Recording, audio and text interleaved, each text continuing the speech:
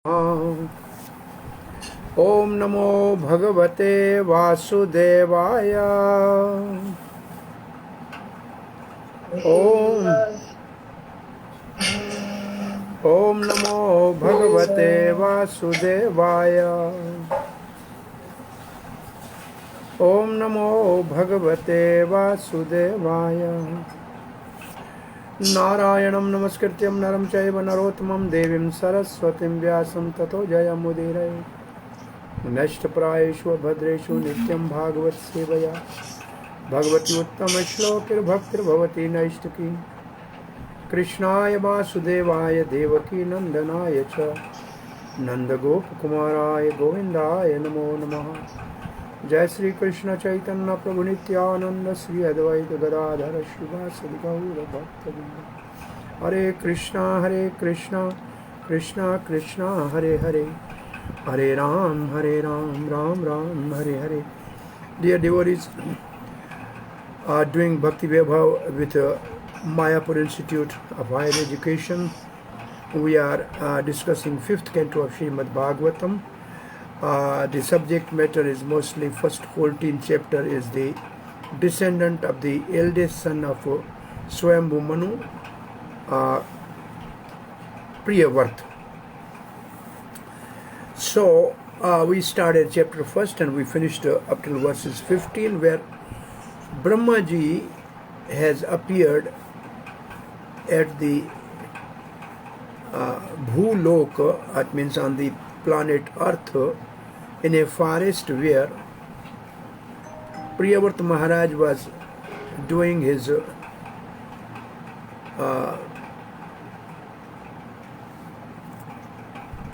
practices of renunciation,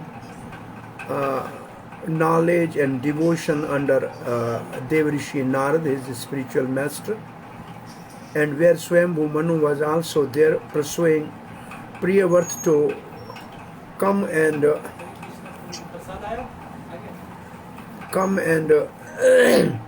rule the universe. And Priyavarta was reluctant because he thought once entering into the material life of ruling the kingdom, then definitely there will be anger, there will be some attachment and all these things, so he was reluctant. So Brahmaji is convincing Priyavarta. So I am asking one question. First Brahma has a compassion and then he was smiling. So anybody among you can answer what is the significance of Brahma's compassionate glance at Priyavarta? Yes. Yes. Dear devotees, please answer this question. So Antarang Tulsi, yes.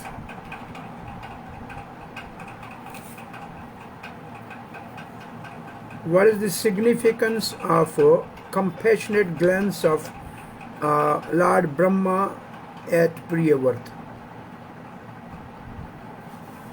Hare Krishna, Prabhu. Yes.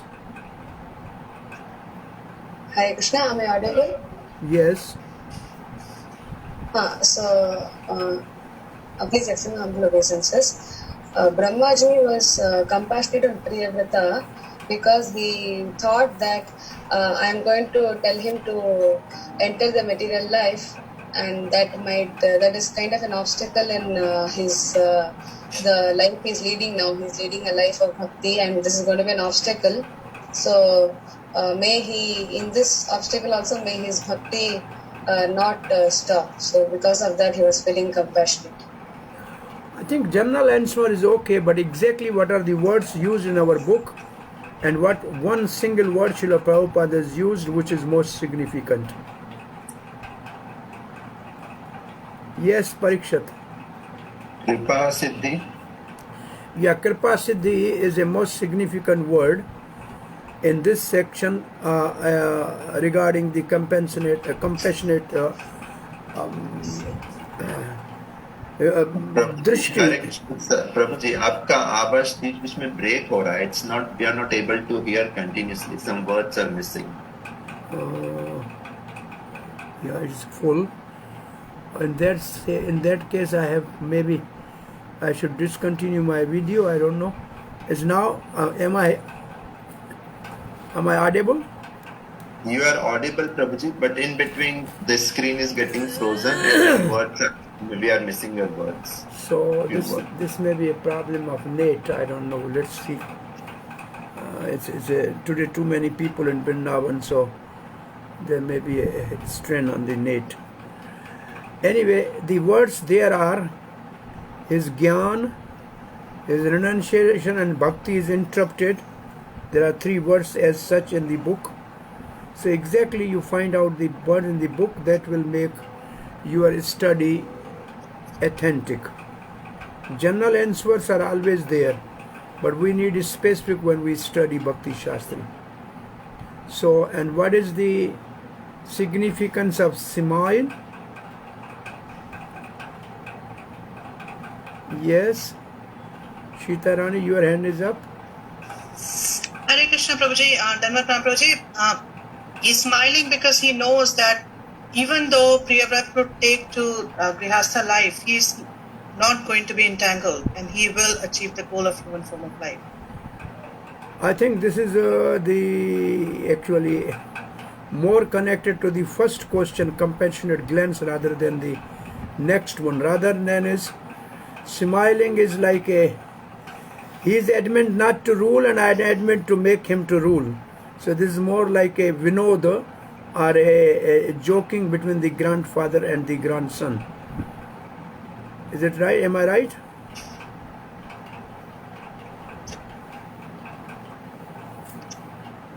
And then there was one word, manishi. Somebody can explain what is the meaning of word manishi?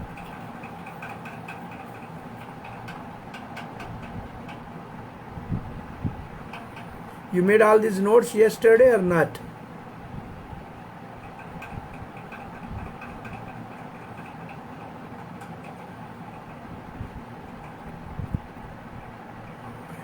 Which means Manishi means to dovetail everything, whatever you do in Krishna consciousness. To basically know what is perfection of life. I think this is general answer. The exact answer there is intelligence to follow the both authorities very diligently, and there's a one verse quoted there. Anybody remembers that? It appears you have not made the notes. The Yukta Vairagya verse by Rupa Goswami. Yes, Yeah. that is the verse quoted, Yukta Vairagya. So that is the meaning of a manishi. He obeyed the both authorities. He obeyed the Brahma and entered into the material life, but he also obeyed his spiritual master Narad Rishi, and he was detached while he was ruling the kingdom. And the principle which he was abiding by is Yukta Vairagya. Is it okay? So anyway, I again request you, if you make your notes on the very day, then you will remember at least 90% of the things. If you delay it for a day, then it will go 10% less. So better to make the notes on a very day. Thank you very much. We are continuing. Still the Brahma is convincing by the logic that everybody is following the rules of the Supreme Lord, and nobody can deny that. And then suffering and happiness are because of the karma of the jiva, but are ultimately sanctioned by the Supreme Lord, but the Supreme Lord should not be blamed for that. Now Priyavrata says, all right, that's okay, but I know, why should I enter into new karma and get entangled? So to answer, to refute this argument, the verse 16 is spoken. Mukto bitavad vibha बिभ्रियात् स्वदेहम् आरब्ध अशन्न अभिमान शून्यः यथा अनुभूतम् प्रत्यात निद्रः किम तो अन्य देहाय गुणान् वृंक्ते. So there's an analogy in this. Even if one is liberated, you are liberated, Priyavat, no problem. He nevertheless accepts the body he received according to his past karma, means prarabdha, without misconceptions. However, he regards his enjoyment and suffering due to that karma. The way analogy, an awakened person regards a dream he had while sleeping. He thus remains steadfast and never works to achieve another material body under influence of the three modes of material nature. So Chakravarti Pad said, but this applies to action of an ignorant person. Priyavat is saying like that. Not to a jnani who knows Atma, who is above the knot of karma, which means liberated soul. So the answer, this verse answers, as long as prarabdha karmas continue, the liberated person maintains his body. Just as a person remembers what he experienced in the dream without false identity when he wakes up. But because of desires for enjoyment, he must take another body. But he does not accept the gunas, actions or desires for attaining another body. So Srila Prabhupada's purport is mostly difference between a liberated and conditioned soul. So it's not really very important, but it is better you make a small chart and based on the purport by Srila Prabhupada, mention what is the difference between the liberated soul and conditioned soul. That conditioned soul is under the concept of the bodily life. I mean, generally you can tell 10 things, but exactly from this purport, if you have to answer, then you have to be more precise. Number one, conditioned soul under the concept of bodily life, whereas liberated person knows that he is not the body, but a spirit, different from the body. Number two, Priyavat might have thought that although a conditioned soul is forced to act according to the law of nature, why should he, who was far advanced in spiritual understanding, accept the same kind of bondage, an impediment to the spiritual advancement? To answer this doubt, Lord Brahma informed him that even those who are liberated do not resent accepting in the present body the result of their past activities. While sleeping, one dreams many unreal things, but when he awakens, he disregards them and makes progress in factual life. Similarly, a liberated person, one who has completely understood that he is not the body but a spirit soul, disregard past activities performed in ignorance and perform his present activities in such a way that they produce no reaction. These two lines are very important for our personal application. Even in this life, most of the devotees, before they join Krishna consciousness, they may have some misgivings, they may have some wrongdoings, but they should not think much about that. They should simply be more concerned about practicing the rules and regulation of devotional service. If we think more about the past things, we will be more disturbed. Just forget that like a dream. This is described in Bhagavad Gita. So this is the principle, Srila Prabhupada saying the principle of a liberated person is yagya arthat karmano anyatra loka karma bandhana. Working for Vishnu or yagya or Krishna is a stage of liberated person. And if one performs activity for satisfaction of Supreme Personality, yagya purusha, his work does not produce reaction. Whereas karmis, now the conditioned souls, who act for themselves are bound by the reaction of their work. So liberated soul is yagya artha karmana, while the conditioned soul is working for oneself. A liberated person therefore does not think about whatever he has ignorantly done in the past. Instead, he acts in such a way that he will not produce another body by fruitive activities. As clearly Bhagavad Gita, Mam cha Bhacharena Bhakti Yogena. So he practiced devotional service, so he will be free from the influence of three modes of material nature, and therefore he will not he is not obliged to take the another body. So regardless of what we have done in our past life, Prabhupada I think 3 times he is saying same thing. So this is most important, the message actually. If we engage ourselves in unholy devotion service to the Lord in this life, we will always be situated in Brahma Bhuta. Whatever actions we have done in the previous life, whatever prarabdha we have, whatever misgivings or some mistake we have made, just forget that and be seriously fixed up in devotional service. And then we can transcend 3 modes and come to the stage of Brahma Bhuta. That is a liberated stage. Free from reaction and will not be obliged to accept another material body. And then Srila Prabhupada is quoting another verse from Bhagavad Gita, which actually means one who knows Krishna, his birth and activities transcendental, will never accept another body. Tyaktva punarjanma naiti mameti so Arjuna. And he will go back to Godhead. Verse number 17. So the principle in verse number 16 is the difference between the conditioned and liberated soul. Even liberated souls, because of their prarabdha, they may suffer, they may enjoy, but they consider it as a dream. And they are not much concerned about that. They are more focused on a present devotional activities. Verse number 17.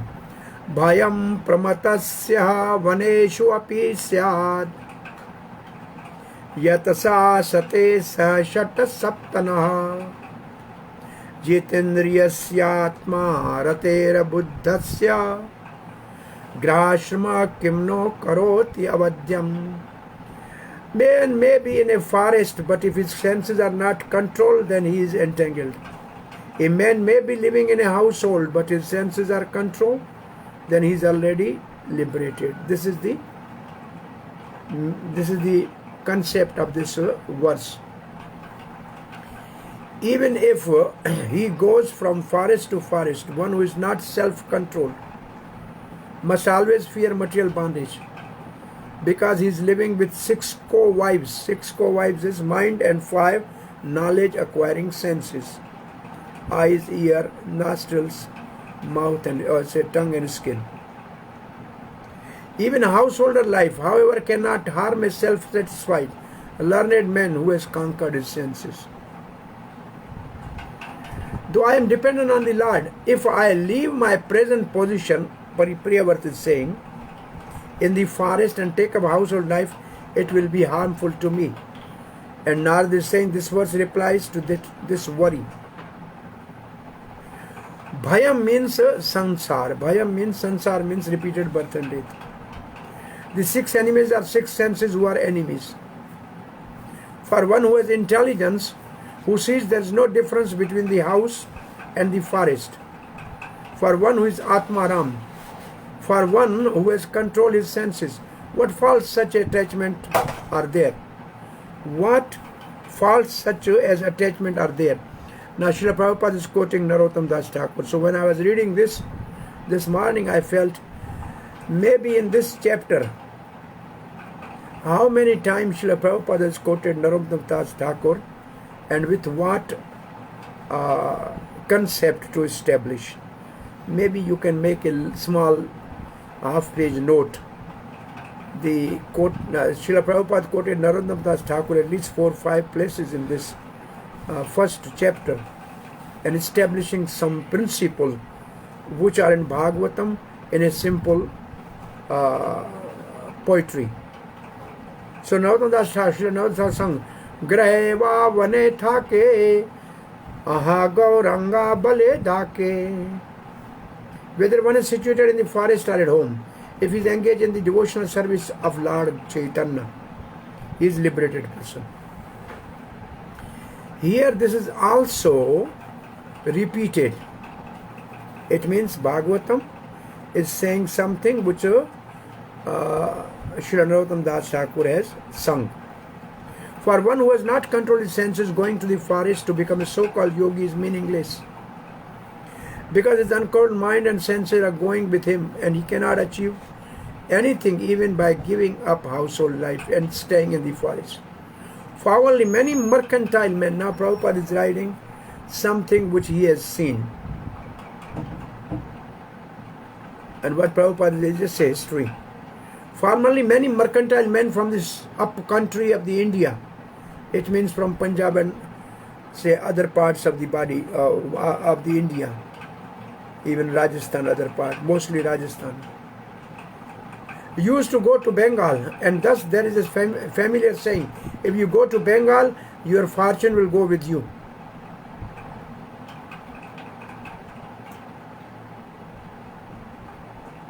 So they were going to Bengal to earn something, but sometimes they were earning, sometimes they are losing, so their fortune goes with them. I think earlier time we used to say when partition was there, many people, they left their home, their land, their factories, everything, and they moved and they become like on a street, beggar.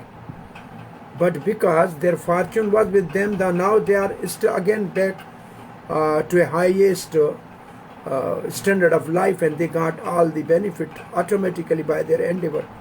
We have so many examples of people, they were millionaires, they left everything behind in present Pakistan or Bangladesh. They came to India and they lost everything, and again now they are again millionaire because their fortune comes with them. Wherever you go, your fortune go with you. Our first concern therefore should be to control the senses. And since the senses cannot be controlled unless engaged in devotional service of the Lord, our most important duty is to engage senses in devotional service. And the principle is Rishikena Rishikesh Sevanam Bhaktir Uchyate. So the central point is wherever you are in forest, whether or in the household or in business or ruling the kingdom, only the concern is we have to engage the senses in the service of the Supreme Lord. This is only the way to control the senses. Artificial way of controlling the senses may not be successful. Therefore, positively engaging senses in service of Krishna is the only way which Srila Prabhupada writes.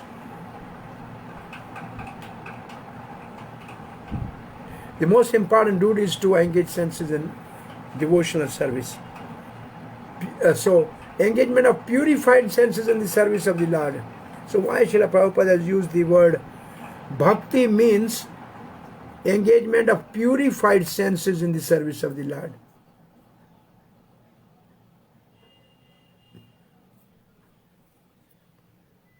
Here Lord Brahma indicates that instead of going to the forest with uncontrolled senses, it is better and more secure to engage the senses in the service of the Lord.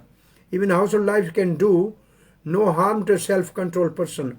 Acting in this way, it cannot force him into material bondage. Srila Rupa Goswami has given you, this is called Jivan Mukta, liberated living person. Ya yasya harirdaase karmana mansa gira nikalasu api avastasu jivan mukta uchyate. Iya means in this life. One who accepts himself, I am the servant of Hari, Krishna.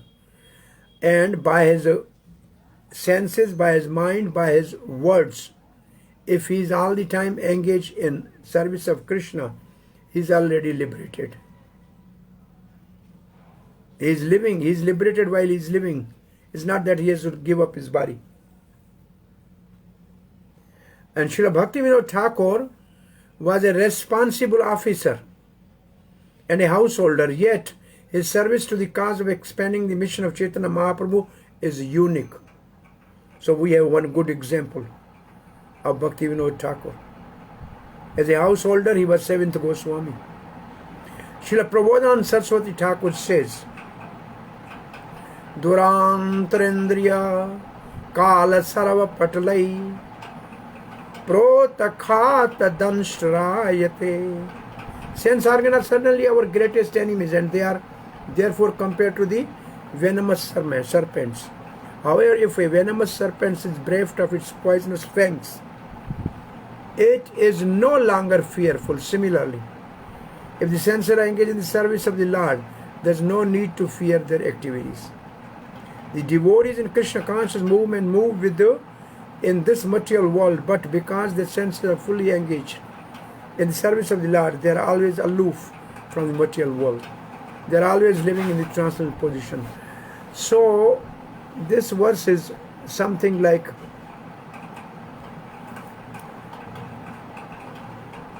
wherever you are, if you are engaged in Krishna's service, there is no risk of bondage. Otherwise, you may be hiding somewhere in the cave, but still your mind and senses are not controlled. Then definitely you are thinking of something material. Outside you may be, this is a mithya, it's like a mithya char sauchyate in Bhagavad Gita. Outwardly trying to control senses, inwardly thinking of something material is a mithya, is a false renunciation. So verse number 18. Hare Krishna Prabhuji, sorry to interrupt. Yeah. Just we are missing your words very frequently in between. So is it possible for you to log in just once again? Or maybe if it's possible you can switch off your video so as to save on the net bandwidth and all? I think I should go to the video. That will be the best thing. Okay, let me see.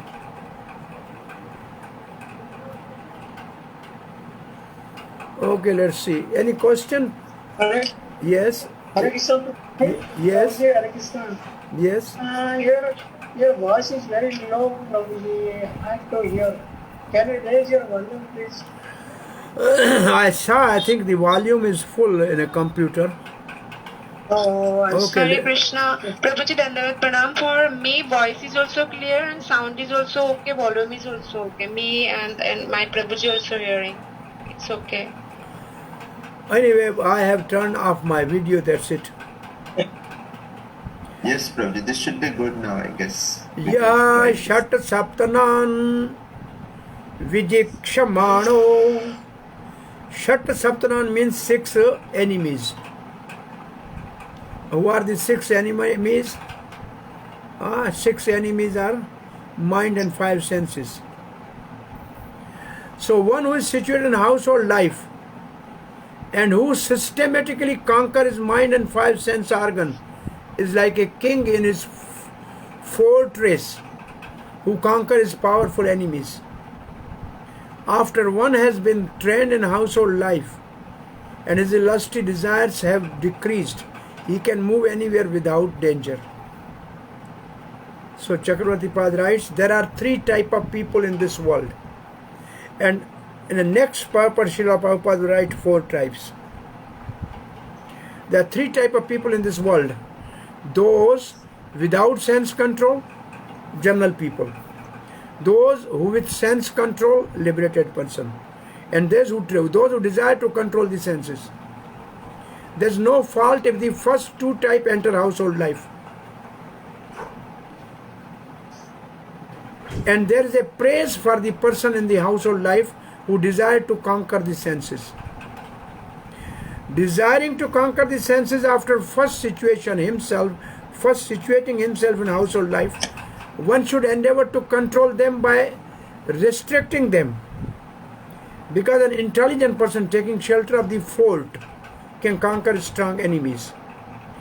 In other places of the Bhagavatam, for a grasta, the wife is considered fort. She is protecting the husband from falling prey to the material lust out of the wedding relations. He can act in household life or elsewhere as he likes when the enemy has been minimized, which means his senses. An alternative version has yudheta. He can assail the depleted enemies. He can conquer over the weak senses. So Srila Prabhupada is discussing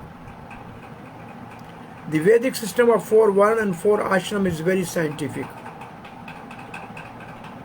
And its entire purpose is to enable one to control the senses.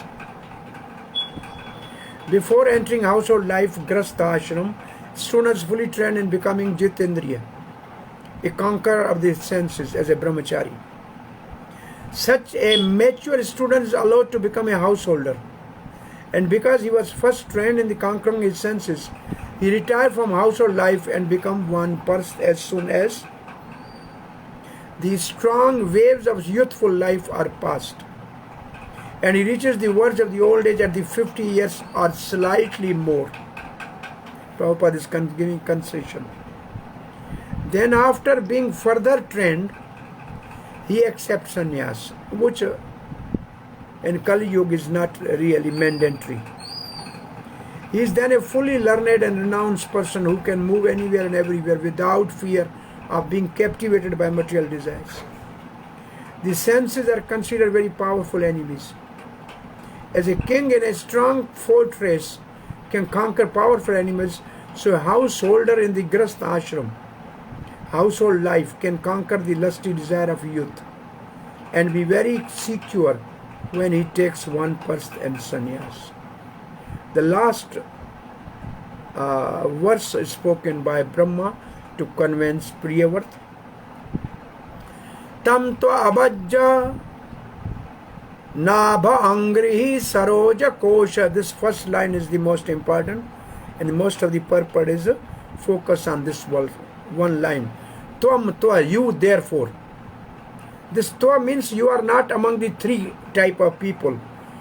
Control people, and trying to control. You are different from the three.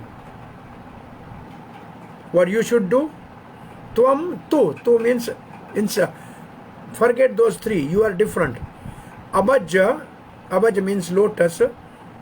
Nabha, angry, and one who has a lotus navel. Angry means his feet. Lotus feet of the lotus,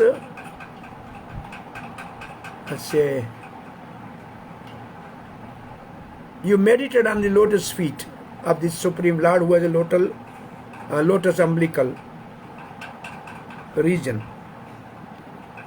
Doraga Shrito Nirajita Shata Sapana, that's like a 4-day race, and all your 6 enemies you can conquer. Bhunkshaveha bhogan purushat idishtam vimukta sangha prakritim bhajasva. Prakritim is another word which has a purport, and then you are situated in your constitutional position. Bhajasva means engage in devotional service. Brahma continued, my dear Priyavrat, she seek shelter inside the opening in the lotus feet of the Lord, whose navel is also like a lotus. First line of the verse. Thus conquer the 6 sense organs, the mind and knowledge acquiring senses. Accept material enjoyment, because Lord extraordinarily has ordered you to do this. You will thus always be liberated from material association and be able to carry out the Lord's order in your constitutional position. Prakritim bhajasva.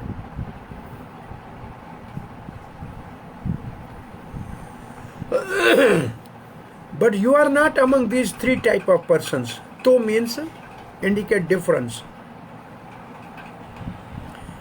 And the fort you take shelter of is not like the material household.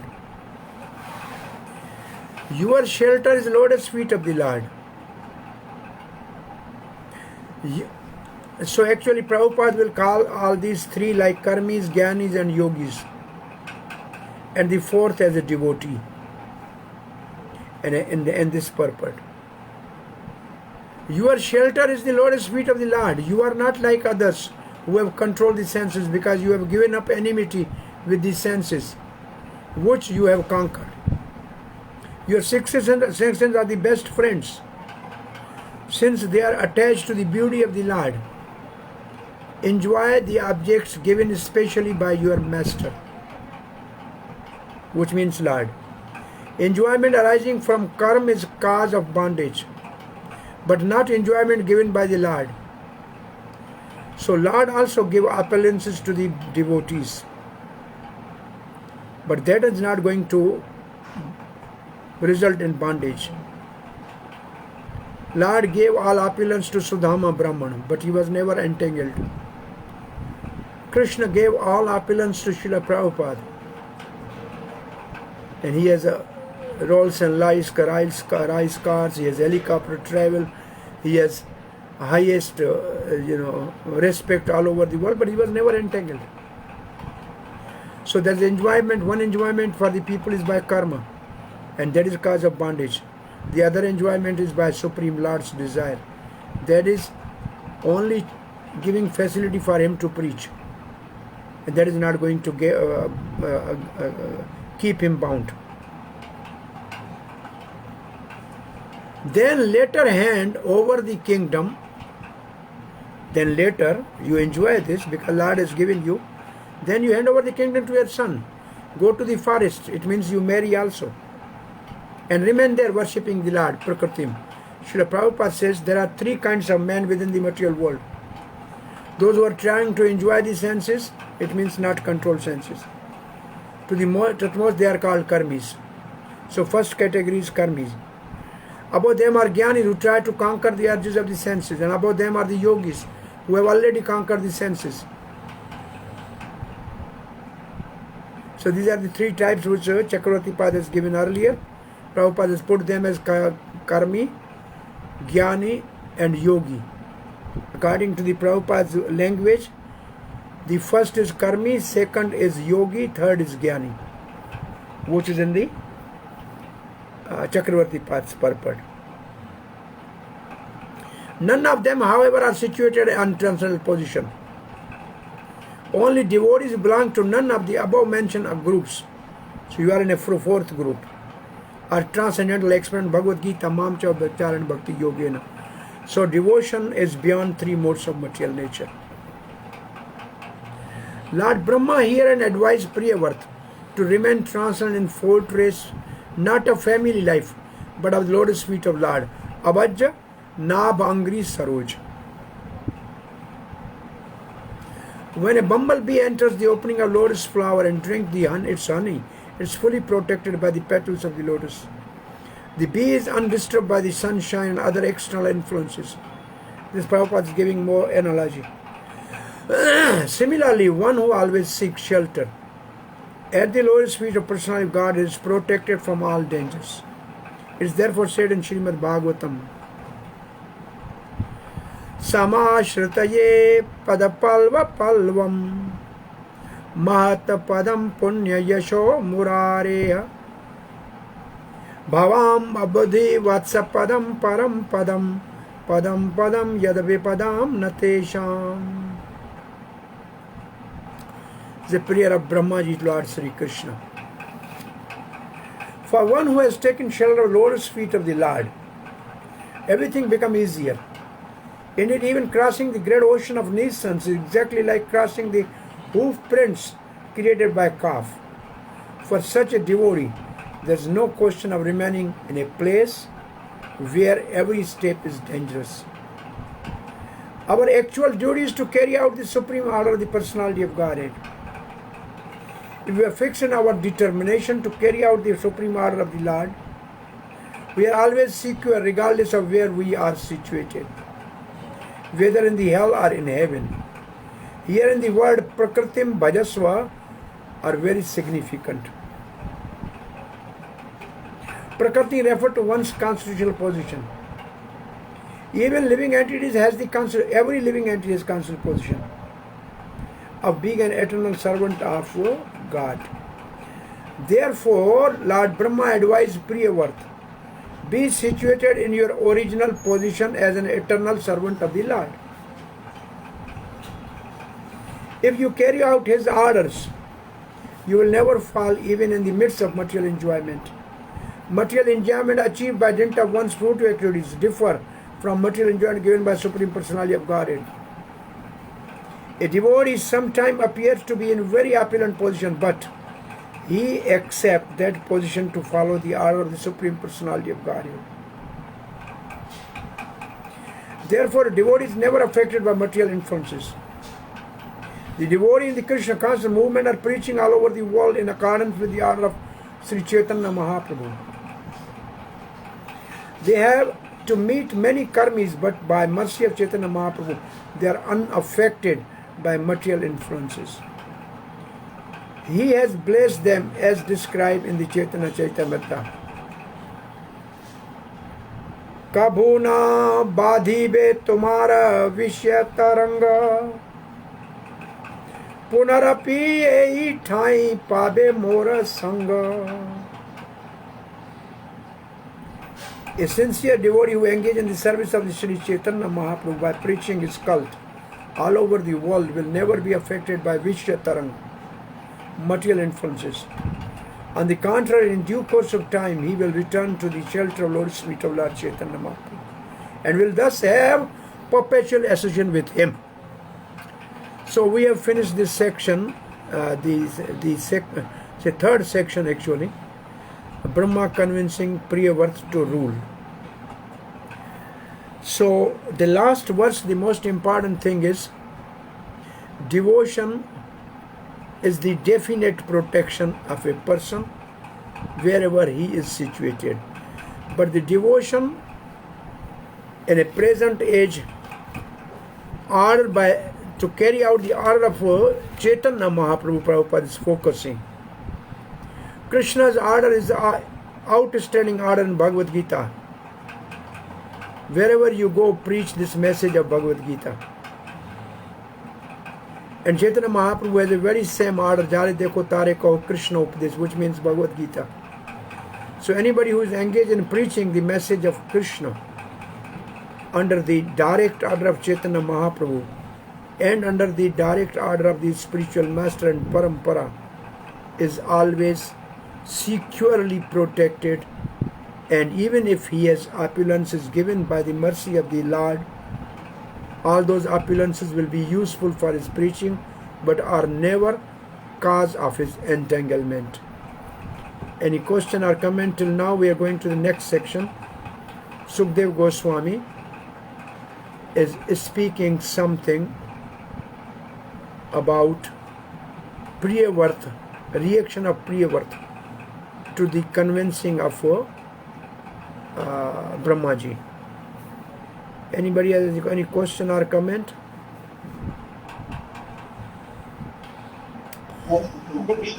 Yes, Sham Priya.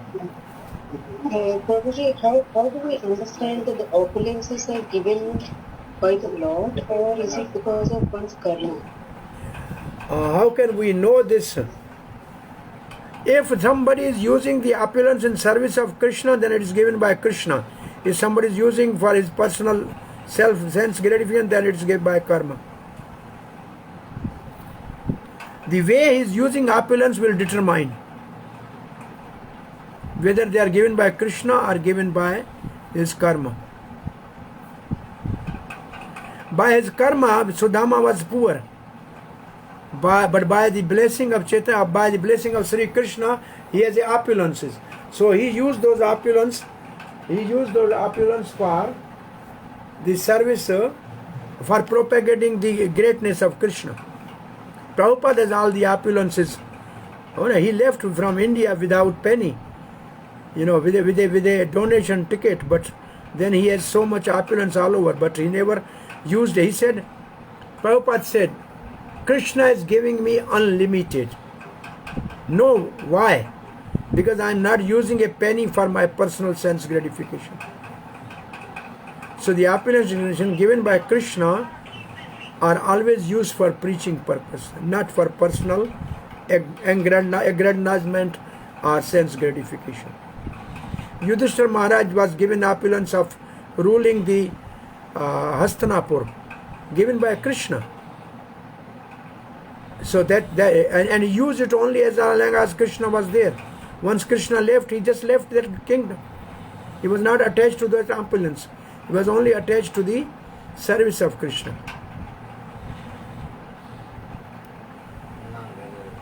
Also, I have one more question. That the liberated soul, they consider all the happiness and suffering as a dream. What does it mean as a dream? Oh, dream means we have so many experiences in dream, but we don't really take them serious in the real life. So similarly, because of our past some mistakes, which are now like a dream for us, why should we just focus on those? We simply just do something present.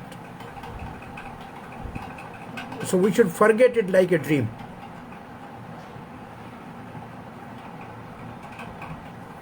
Okay, anybody else? Understood. Thank you so much. Yes. Anybody else has a question, or have you understood? Our sound is now audible.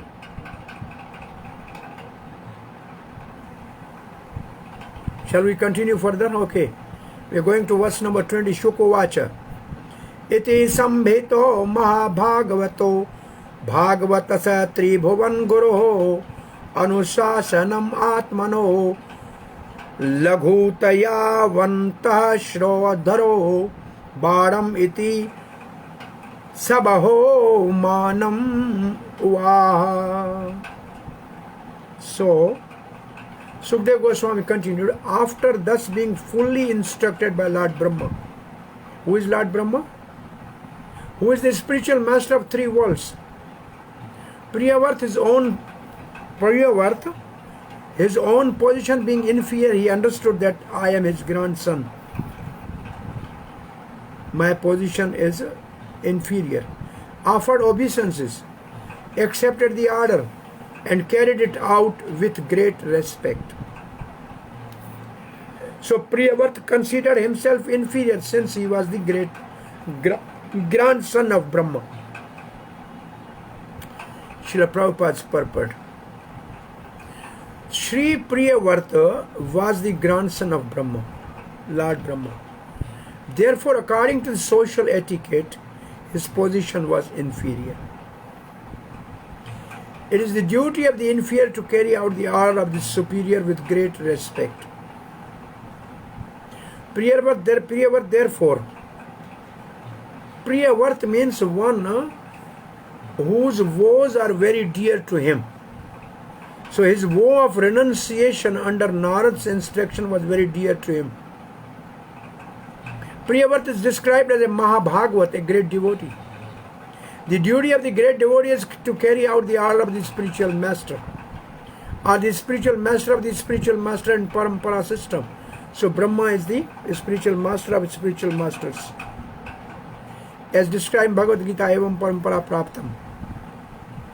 A devotee of the Lord always considers himself a servant of the servant of servants. Gopi Pardahu Pad Kamalaryor Das Das Anudas. So Priyavarta realized his position as a servant of servant, the grandson of Brahma, and he is convinced to accept the rulership. Verse number 21. Sukdev Goswami is speaking. Lord Brahma was then worshipped by Manu, Swayambhu Manu, who respectfully satisfied him as well as he could. Priyavarta and Narad also looked upon Brahma with no tinge of resentment. It means they were not disappointment. Having engaged Priyavarta in accepting his father's request, Lord Brahma returned to his abode Satyalok, which is indescribable by endeavor of mundane mind and words. Chakravarti Pad has a little different meaning to the indescribable by the words. So Manu worshipped Brahma suitably, according to time and place. They were in forest, it means there was no other paraphernalia to worship. It is possible that Narad could have been a little disturbed, since the desire of his disciple was destroyed, and Priyavarta would have been disturbed, since his vow was broken, Priyavarta. But that was not so. They did not see this as improper, avishmam. Brahma departed while remembering in his heart the form of Paramatma, who cannot be approached by material world. See, Chakravarti Pad saying it is the super soul which is in the Brahma's meditation cannot be approached by material worlds or mind, who is the supreme abode, Ksham, since he is the shelter of all other abodes. Or an alternative version, It means some verse has a different word. Avak manas akshayam. The Paramatma is abode of the mind, which is beyond the words of the Vedas dealing with the three gunas and rules and regulation. The Lord is also beyond normal dealing, or the sentence also mean engaging. Priyavarta, who was not previously engaged in ruling, who was devoid of material world and mind, since he was Atmaram, Brahma then went to Satyalok, his own abode. But Srila Prabhupada is taking Brahma's abode is beyond mind and words. Manu was certainly very satisfied with Brahma. That Lord Brahma had pursued his son Priyavrata to take the responsibility for ruling the world. Priyavrata and Narad were also very satisfied. Although Brahma had forced Priyavrata to accept the management of the worldly affairs, thus breaking his vow to remain brahmachari and completely engaged in devotional service. Narad and Priyavrata did not look upon Brahma with resentment. Narad was not at all sorry that he had been frustrated in making Priyavrata a disciple. Both Priyavrata and Narad were exalted personalities who knew how to respect Lord Brahma. Therefore, instead of looking upon Brahma with resentment, they were offered him their respect. Lord Brahma then returned to his celestial abode known as Satyalok, which is described here as being impeccable and being unapproachable by words. Stated in this verse that Lord Brahma returned to his residence, which is as important as his own personality. Lord Brahma is the creator of this universe and the most exalted personality within it. His life is described in Bhagavad Gita, Sahasra Yuga Paryantam Aryat Brahmano Vidu. Total duration of 4 yuga is 4,300,000 years. And that multiplied by 1,000 times is equal to 12 hours in the life of Brahma. Therefore, we cannot factually comprehend even 12 hours of Brahma's life, to say nothing of the 100 years that constitute his entire life. How then can we understand his abode? There's a wonderful joke most of the time. Somebody asks Brahmaji, "Oh, your 1 minute is equal to millions years of this universe?" Brahma says, "Yes." "Then your $1 is equal to $1 million of this universe?" "Yes." "Can you give me, Brahma, $1? Brahma says, "Wait a minute." So by waiting minute, many yugas passed. So he and his father and his grandfather and son and grandson all has left. So nobody can really conceive Brahma's abode.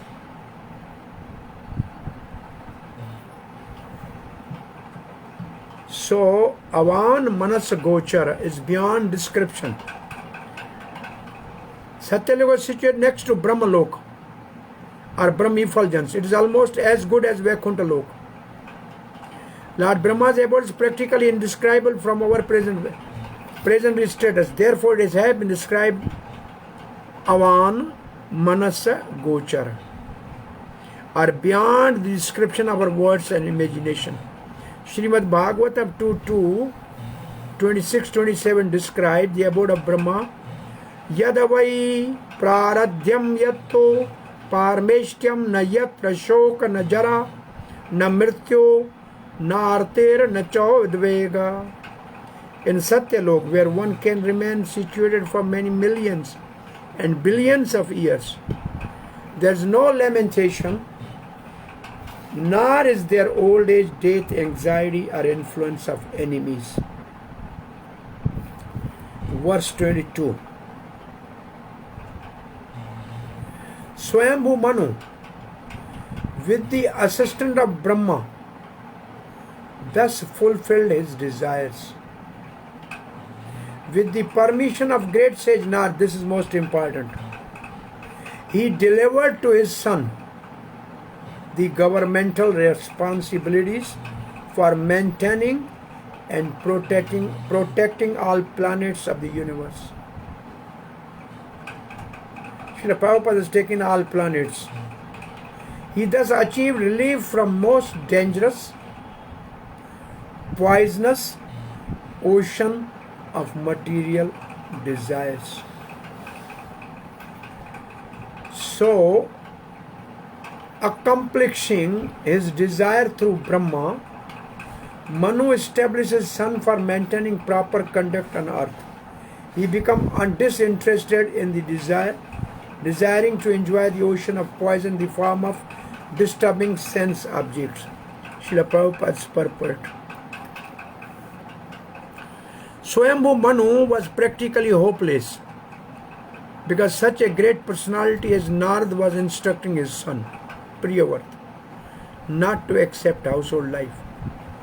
Now he was very pleased that Lord Brahma had interfered by inducing his son to accept the responsibility for ruling the government of the universe. From Bhagavad Gita we get information that Vivasvat Manu was the son of sun god. The seventh Manu, which is ruling right now. And that his son Maharaj Ikshvaku ruled this planet Earth. Prabhupada is giving a comparison. Swayambhu Manu, however, appears to have been in the charge of entire universe. And he entrusted his son Maharaj Priyavrata the responsibility for maintaining and protecting all the planetary system. Dhara Mandala means planets. Earth planet, this Earth planet, for instance, is called Dhara Mandal. Akhil, however, means all or universal. It is therefore difficult to understand where Maharaj Priyavrata was situated. But from this literature, his position certainly appears greater than that of Ikshvaku. Comparison. For he was entrusted with all the planetary system of the entire universe. Another significant statement is that Swayambhu Manu took great satisfaction from abnegating the responsibility for ruling all the planetary system of the universe.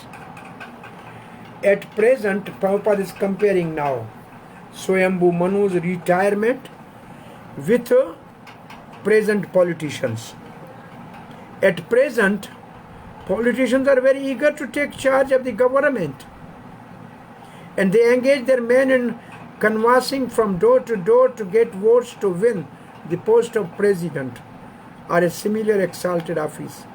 On the contrary, however, herein we find that King Priyavrata had to be persuaded by Lord Brahma to accept the post of emperor of the entire universe. Similarly, his father Swayambhu Manu felt relieved to entrust the universal government to Priyavrata. So there is a comparison between the modern politician and the rulers of the universe in bygone days. Thus it is evident that the king and the executive head of the government in the Vedic age never accepted their position for sense enjoyment.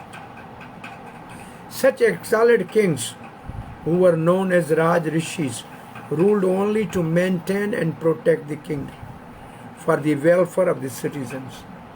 The history of the Priyavrata and Swayambhu Manu describe how exemplary, responsible monarch performed the duties of the government with disinterest, keeping themselves always aloof from contamination of material attachment. Material affairs have here been compared to an ocean of poison, which means Vishya. Vishya and Vishya is same. Chaitanya Mahaprabhu says, Amrit chhadi Vishya mange e bado murak. I am giving nectar, he is asking the sense enjoying Vishya Sukh, which means poison. They have been described in a similar way by Srila Narottam Das Thakur in one of his songs. Saying again Narottam Das Thakur is coming. So please make a note.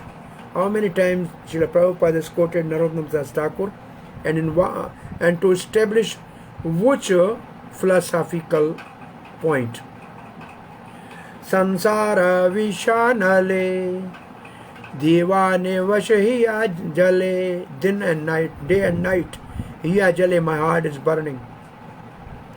Jodaye te na kaino upaya, I don't find any way to get free from this. My heart is always burning in the fire of material existence, and I have made no provision for getting out of it. Golokera premadhana harinama sankirtana ratina janmila kenata. The only remedy is Harinam Sankirtan, the chanting of the Hare Krishna Mahamantra, which is imported from the spiritual world, Golok Vrindavan. How unfortunate I am that I have no attraction for this. Manu wanted to seek shelter at the Lord's feet of Lord, and therefore, when his son Priyavrat took charge of his worldly affair, Manu was very relieved. That is the system of Vedic civilization.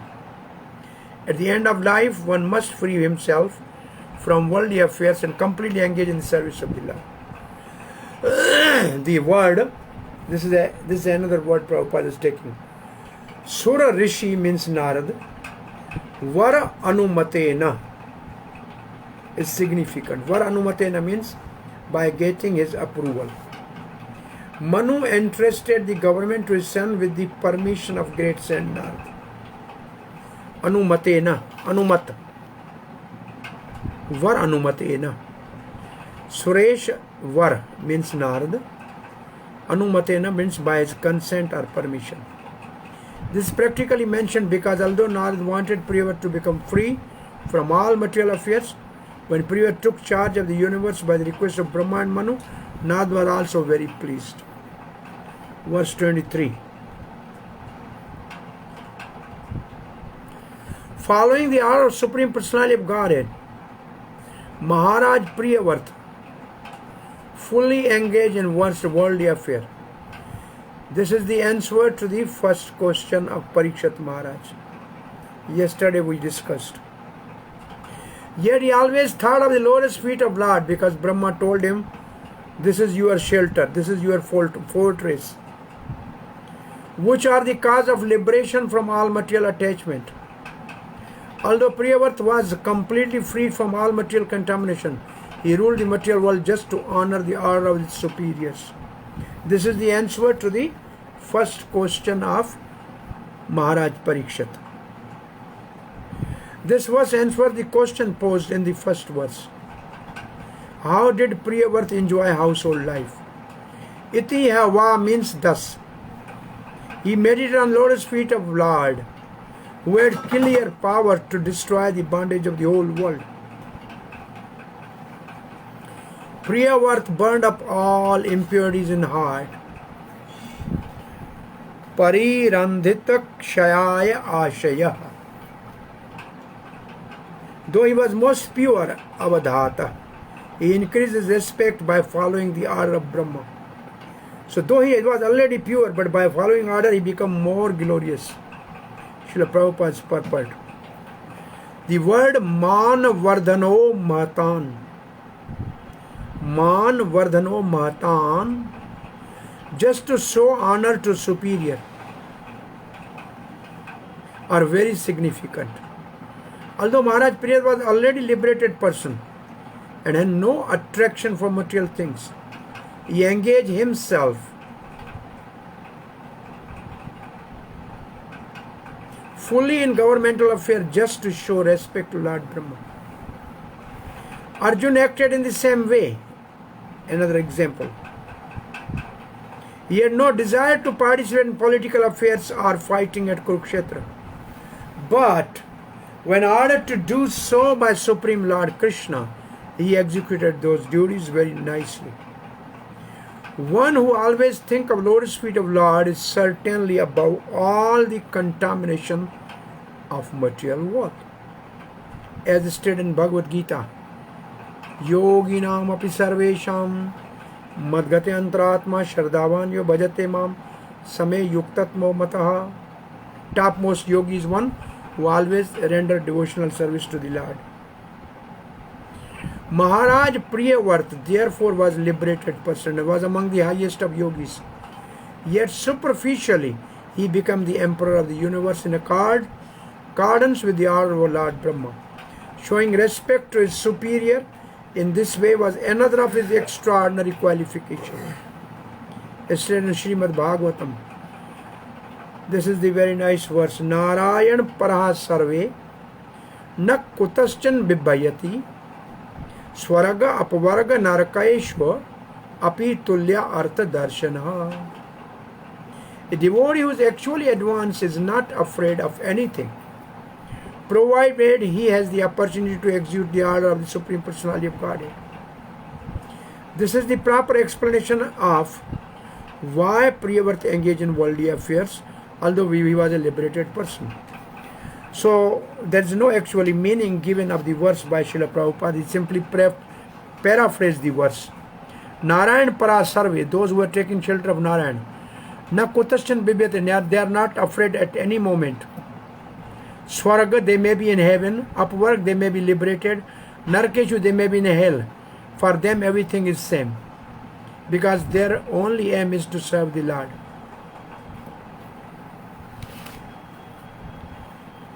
Also, only because of this principle does a Mahabhagavat, who has nothing to do with the material world, come down. This is Prabhupada speaking about himself. Somebody should read this file. Also, you read a line from here. Yes, Parikshat, you read? Yes, Prabhuji.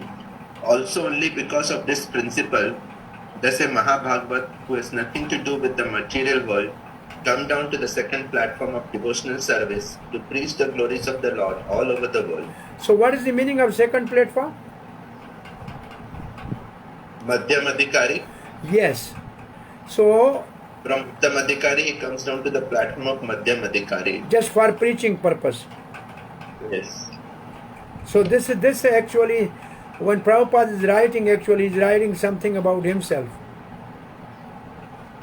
He was a Mahabhagavata. He was living in Vrindavan, but he has to come down and travel all over the world and preach. Just this is because he has to follow the order of his spiritual master. Can you see this like that? Hare Krishna, Prabhuji. Yes. Yeah, the thing is to discuss how one Mahabhagavata, say for example, Parikshit Maharaj said this is that means in the second class Madhyama Adhikari business. So that means, but however, in this movement, our Hare Krishna movement in ISKCON, so we, Prabhupada and Lord Chaitanya, they give more importance for preaching purpose. So can we say that this is a second class things, that preaching work is like second class? Preaching work is more than Mahabhagavat. Therefore, Mahabhagavat come down and do the preaching work. Because preaching work is a desire of Krishna and Chaitanya Mahaprabhu. So it's not that they have become second class, they become higher than the first class if they preach. Because Mahabhagavata, yes. Prabhu, wondering, is it right? Is it not means? Is it not proper? Means like to say like this is second class devotional service. No.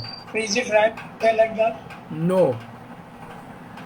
Preaching is topmost priority for the follower of Chaitanya Mahaprabhu. So, say liberated soul also come to the second platform simply for preaching, because this pleases the Supreme Lord more. Hare Krishna, Prabhuji, Dandavat Pranam. Yes. Prabhu, can we understand like this? That I have heard once that why they call that the Uttama Adhikari coming to Madhyama Adhikari platform means that for a Uttama Adhikari, for example, for Srimati Radharani, everyone is devotee. Like they cannot discriminate devotee or non-devotee. They consider equal. You are giving example of Uttamadhikari Radharani. That is also not correct. Okay.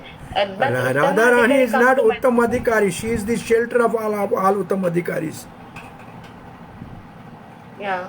So for Radharani also, like I only heard from lecture only. I'm wrong. I'm sorry, but I heard that not Uttama Adhikari example, but Srimati Radharani consider everyone like a devotee. But if Uttama Adhikari come to Madhyama Adhikari, they can discriminate that who are devotees, who are non-devotees, so that they can preach. Otherwise, in Uttama Adhikari position, they consider like Krishna within everyone. And they like cannot discriminate. That is the meaning. That's right. They cannot criticize anybody. But when you come and preach, then you have to accept disciple, and then you have to correct them. You have to. So then you have to deal with the Madhyamadhikari has a distinction. He respects superiors. He makes friends with equal. He becomes merciful on the innocent, and he becomes indifferent to the jealous people or the people who are not, say, atheistic. Yeah, atheistic. Yeah, that is for the purpose of preaching. Yes. Thank you. Okay, next verse. Now, thereafter Maharaj Priyavrata married Brahmati, the daughter of Prajapati named Vishwakarma. In her she begot the 10 sons equal to him in beauty, character, magnanimity, and other qualities. He also begot a daughter, the youngest of all, named Urjaswati.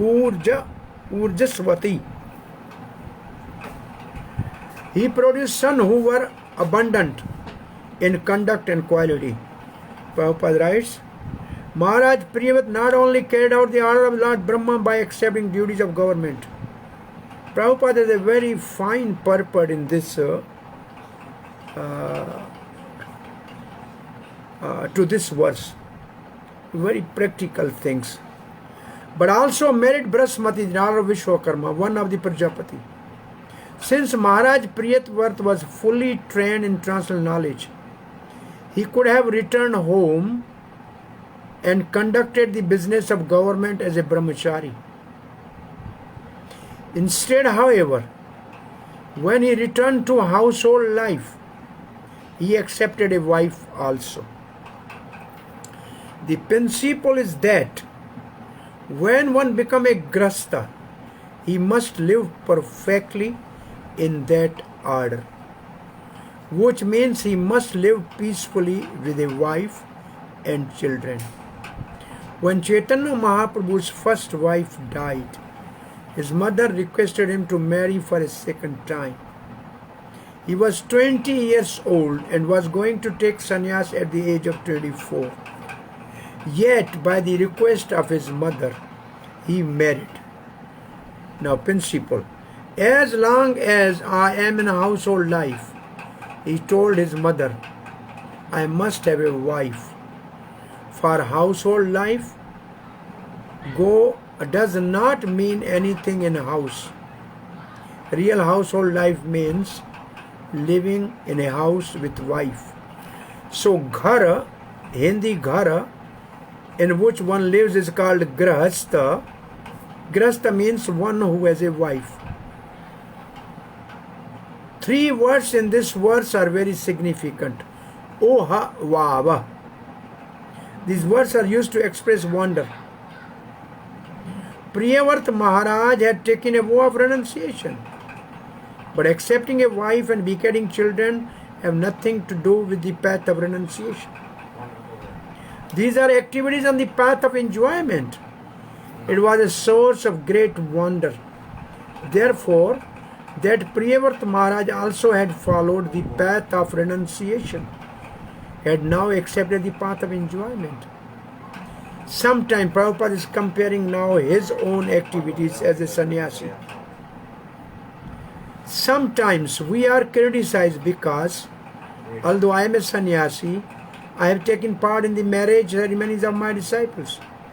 It must be explained, however, that since we have started Krishna conscious society, And since a human society must also have ideal marriages, to correctly establish an ideal society, we must take part in marrying some of its members. Although we have taken to the path of renunciation, this may be astonishing to persons who are not very interested in establishing. Now Prabhupada is coming to the Devi Varnashram, the transcendental system of 4 social orders and 4 spiritual orders. Srila Bhakti Siddhanta Saraswati Thakur, however, wanted to re-establish Devi Varnashram. In Devi Varnashram, there cannot be acknowledgement of social status according to birthright. Because in Bhagavad Gita it is said that the determining consideration are guna and karma, one's qualities and work. It is this Daiva Varna Ashram that should be established all over the world to continue a perfect society for Krishna's consciousness.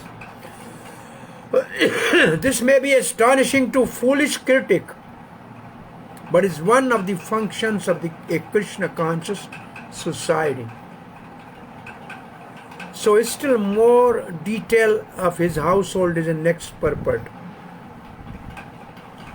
The 10 sons of the Maharaj Priyavrata are named Agnidhar, Idhamajjiva, Yagnamahu, Mahavira, Hiranyareta, Ghrattaprishtaha, Savana, Medhatithi, Vitihotra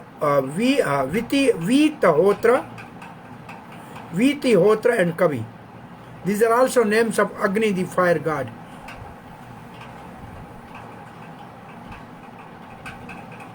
Next verse.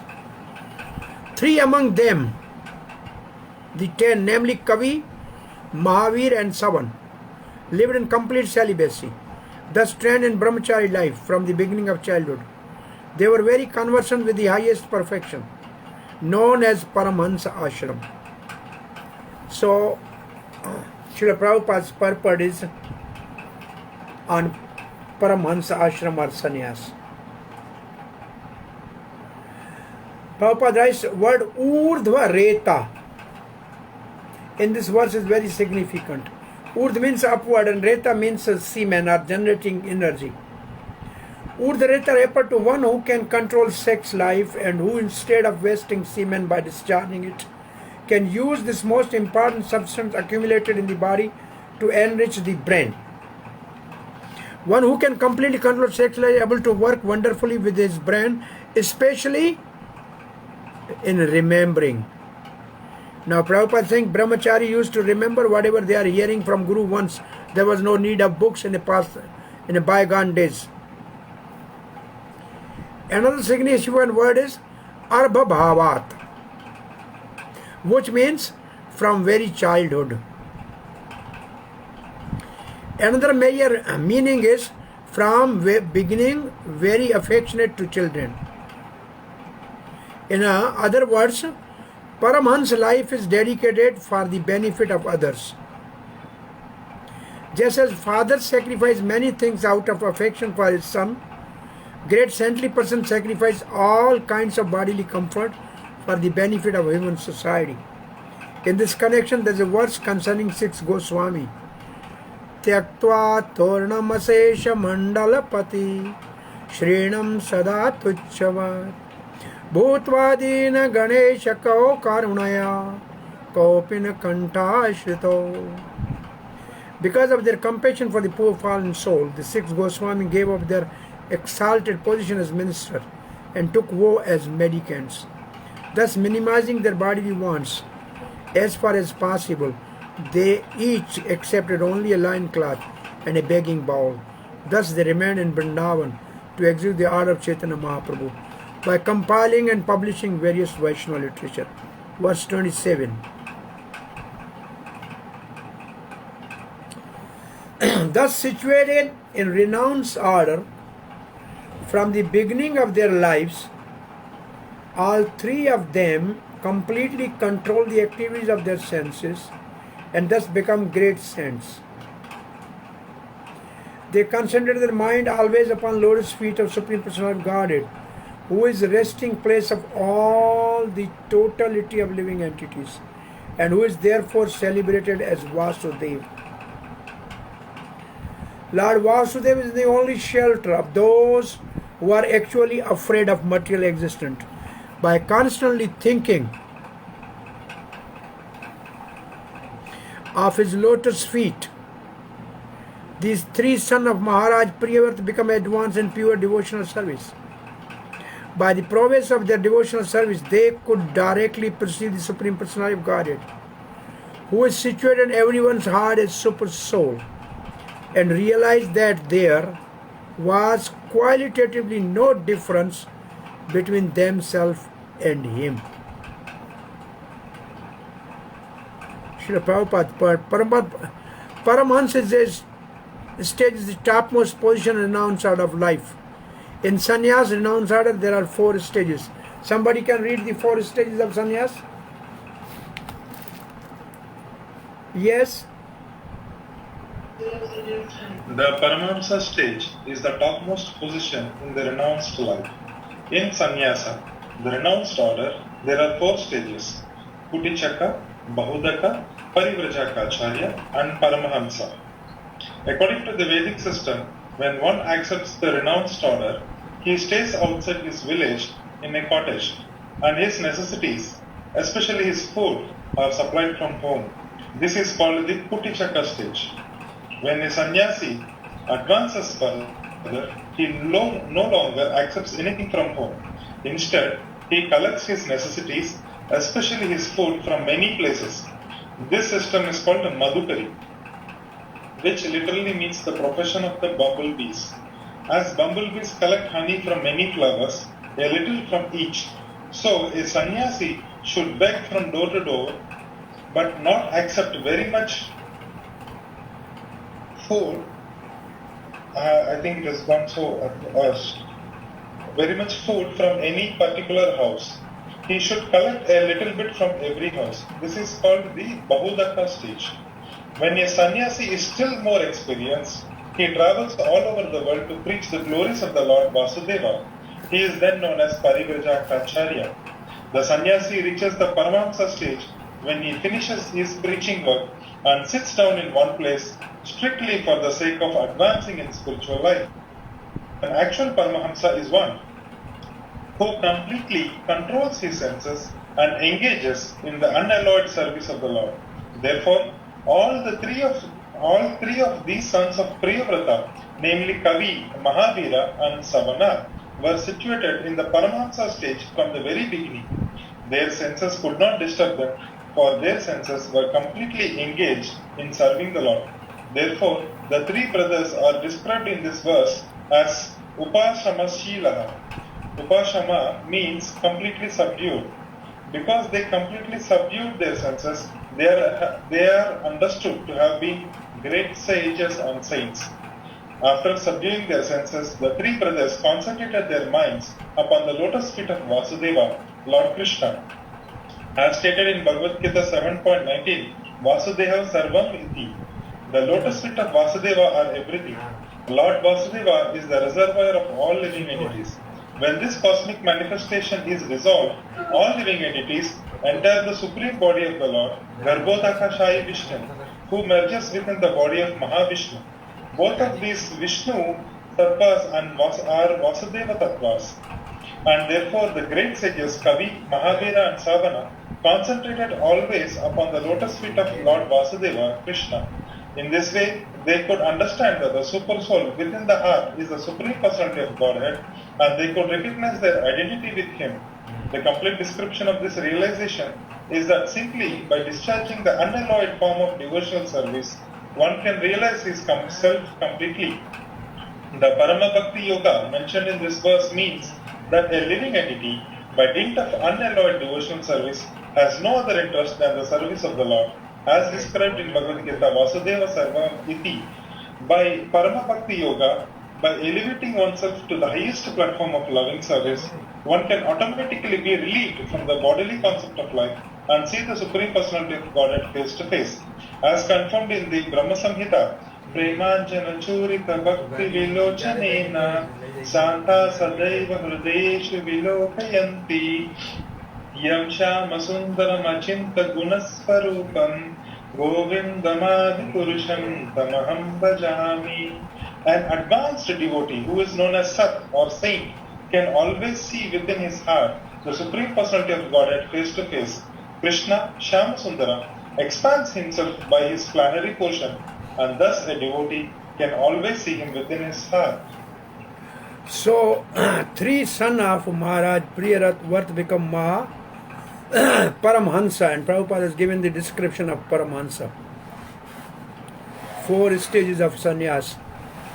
And the key point is first control the senses and then focus the mind on Vasudev. So we are going to the next verse 28. In his other wife, so he has another wife, Maharaj Priyavat, begot 3 sons named Uttama, Tamas and Revat. All of them later took the charge of Manvantar Millennium. So here Srila Prabhupada's purport is focused on what is Manvantar. So here is a small purport. In every day of Brahma there are 14 Manvantara. The duration of one mantra is lifespan of one Manu. And that is 71 yuga. 71 time 4 yuga. 71 yugas. And each yuga is 40, say each yuga is 43,20,000 years. Almost all the Manus selected to rule the Manvantar came from family of Maharaj Priyavat. 3 of them are practically mentioned here, Uttam, Tamas and Revat. 3rd, 4th and 5th Manu. There Uttam is 3rd, Tamas is 4th and Revat is 5th. So somebody, I think it's in the 8th canto actually, something about Manvantar. Anybody knows something about Manvantar? Want to shed some light about Manvantar?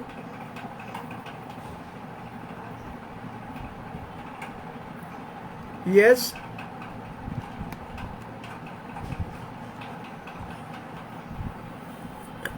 In one day of Brahma, there are 14 Manus. Yes, go, say. Some problem with the sound. See, like in our day there are 12 hours. In Manu's day there are 14 hours, and each hour is the life of one Manu. And in one Manu's life, 4 yuga rotate 71 times.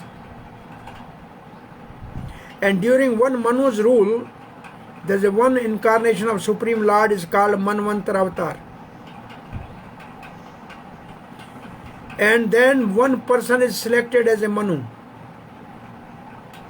And that Supreme Lord also select one person as a administrative demigod Indra. And he also select the 7 rishis for spiritual guidance. That is the rule of one Manvantar.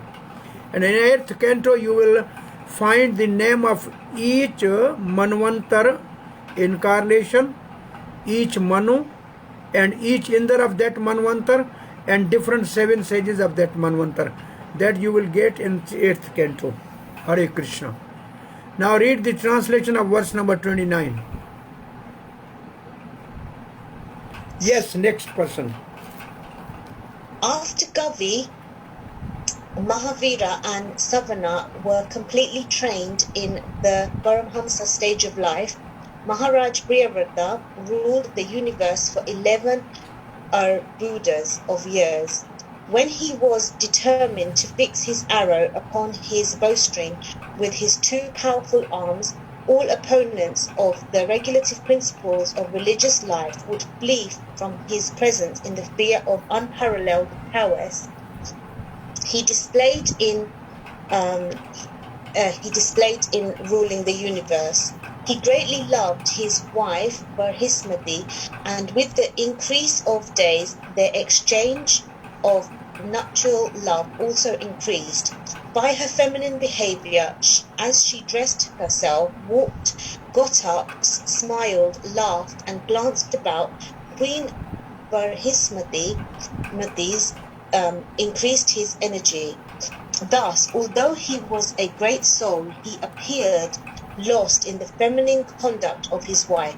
He behaved with her just like an ordinary man, but actually he was a great soul.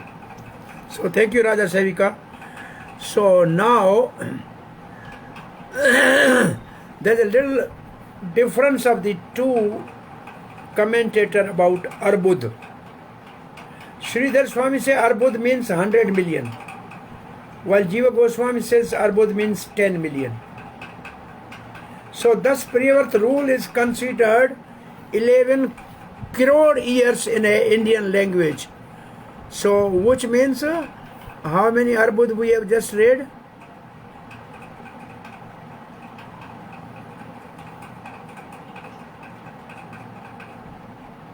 Eleven Arbud. So one Arbud is equal to 10 million. Prabhuji, what? 10 million. So it means totally. Your sound is breaking.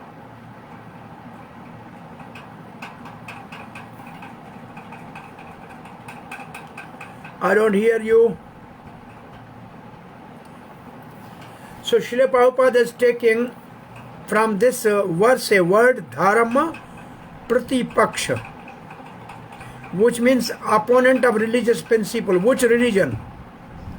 Prabhupada said it's not a particular faith like a Hindu, Muslim or Sikh religion or Christian religion, but here the opponent of religion means Varnashram Dharma. Because at that time there was no such religion as right now we have Christian or Muslim religion. No, there was no religion. So Varnashram, anybody who was against the Varnashram, so Prabhupada has written the name of the Varnashram.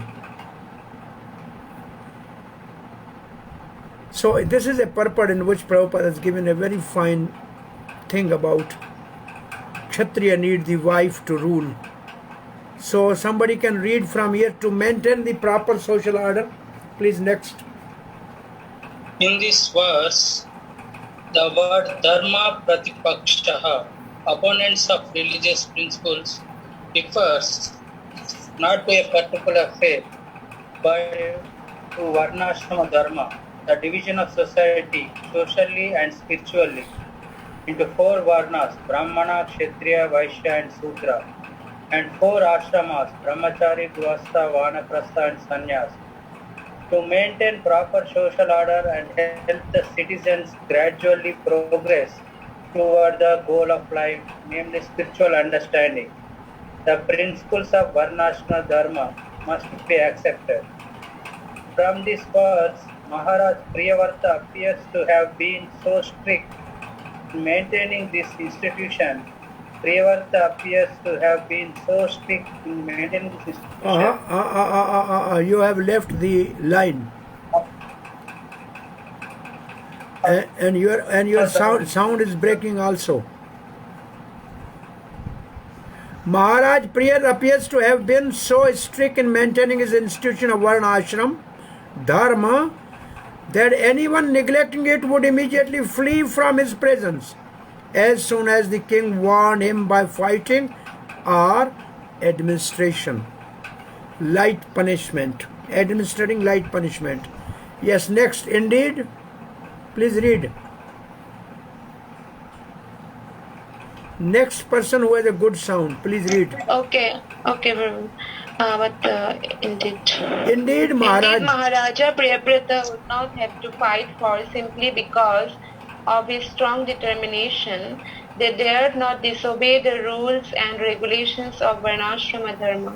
It is said that unless human society is regulated by Varnashrama Dharma, it is no better than a bestial society of cats and dogs. Maharaja Priyavrata therefore strictly maintained Varnashrama Dharma by his extraordinary, unparalleled prowess. To maintain such a life of strict resilience, one needs encouragement from his wife. In the Varnashrama dharma system, certain classes such as Brahmanas and Sannyasis do not need to encouragement from the opposite sex. Kshatriyas and Grihasthas, however, actually need the encouragement of their wives in order to execute their duties. Indeed, the Grihastha or Kshatriya cannot properly execute his responsibilities without the association of his wife.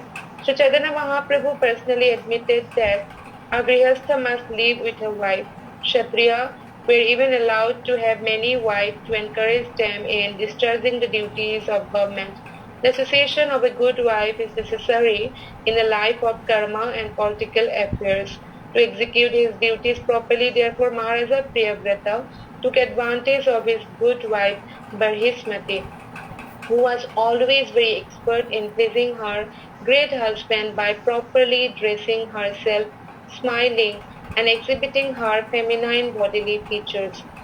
Queen Barhismati always kept Maharaja Priyavrata very encouraged, and thus he executed his governmental duty very properly. In this verse, Eva has twice been used to indicate that Maharaja Priyavrata acted exactly like a handpicked husband and thereby seemed to have lost his sense of human responsibility. Actually, however, he was fully conscious of his position as a spirit soul, although he seemingly behaved like an acquiescent karmi husband. Maharaja Priyavrata thus ruled the universe for 11 arbudas of years. One arbuda consists of 10 million.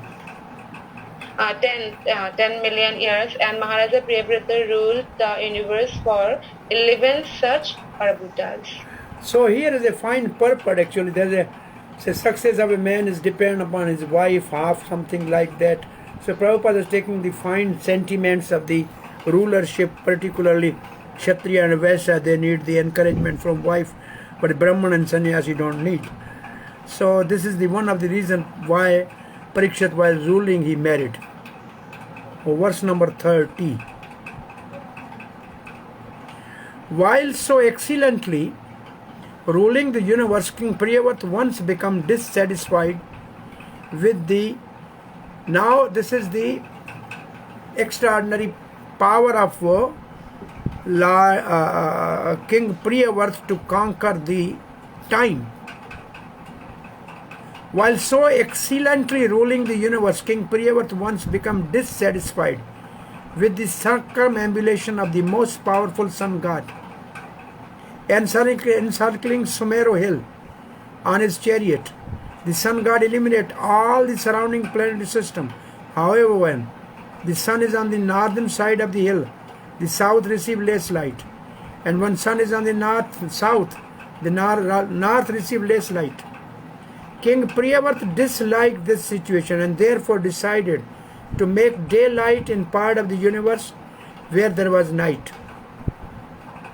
He followed the orbit of the sun god on the brilliant chariot and thus fulfilled his desire. He could perform such wonderful activities because of the power he had achieved by worshipping the Supreme Personality of Godhead. Now this is the power of Maharaj Priyavrata. This verse describes the influence of Priyavrata. Priyavrata reigned at the time when the sun would shine, lighting up half the earth up to Lokalok mountain. This will come in a 5th canto afterwards, where is a Lokalok mountain, as daytime, as it rotates around Mount Sumeru, while covering half the surface of the earth with darkness, which experienced night. By his worship of the Lord, he surpassed all human in influence. Discontent with half the earth's surface being covered by darkness, he followed the movement of the sun, so that when the sun set, he would light up that area. He followed the sun not to compete with the sun, but to give happiness to the inhabitant of earth. Because of this arrangement, also in month like Jeshta is like June, hot month, The sun made by Priyavrata was cooler than moon, and in cooler month like Marg Srisha, which is like November. The sun, or maybe Masanam Marg Srisho Asmi, October, November. The sun made by Priyavrata was warmer than other sun at dawn and dusk. Note, this seemed to indicate that though the days were longer in summer, it was not excessively hot, and that the days become shorter in winter, the days were not excessively cold. This means that by the power of yoga of these sages like Shobri, Priyavrata had two bodies, one as a king and one as his son. Now read Srila Prabhupada's purport. Yes, next person.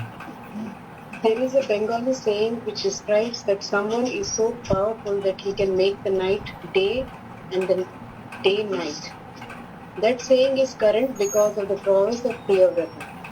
His activities demonstrate how powerful he became by worshipping the Supreme Personality of Godhead. Lord Krishna is known as Yogeshwara, the master of all mystic powers. In Bhagavad Gita 18.78, it is said, wherever there is the master of all mystic powers, Yatra Yogeshwara Krishna, victory, fortune and all other opulences are present. Devotee service is so powerful. When a devotee achieves what he wants to accomplish, it is not by his own mystic power, but by the grace of the master of mystic power, Lord Krishna. By his grace, a devotee can accomplish wonderful things unimaginable even to the most powerful scientist. From the description in this verse, it appears that the sun moves. According to modern astronomers, the sun is fixed in one place, surrounded by the solar system, but here we find that the sun is not stationary. It is rotating in a prescribed orbit. Where are we now?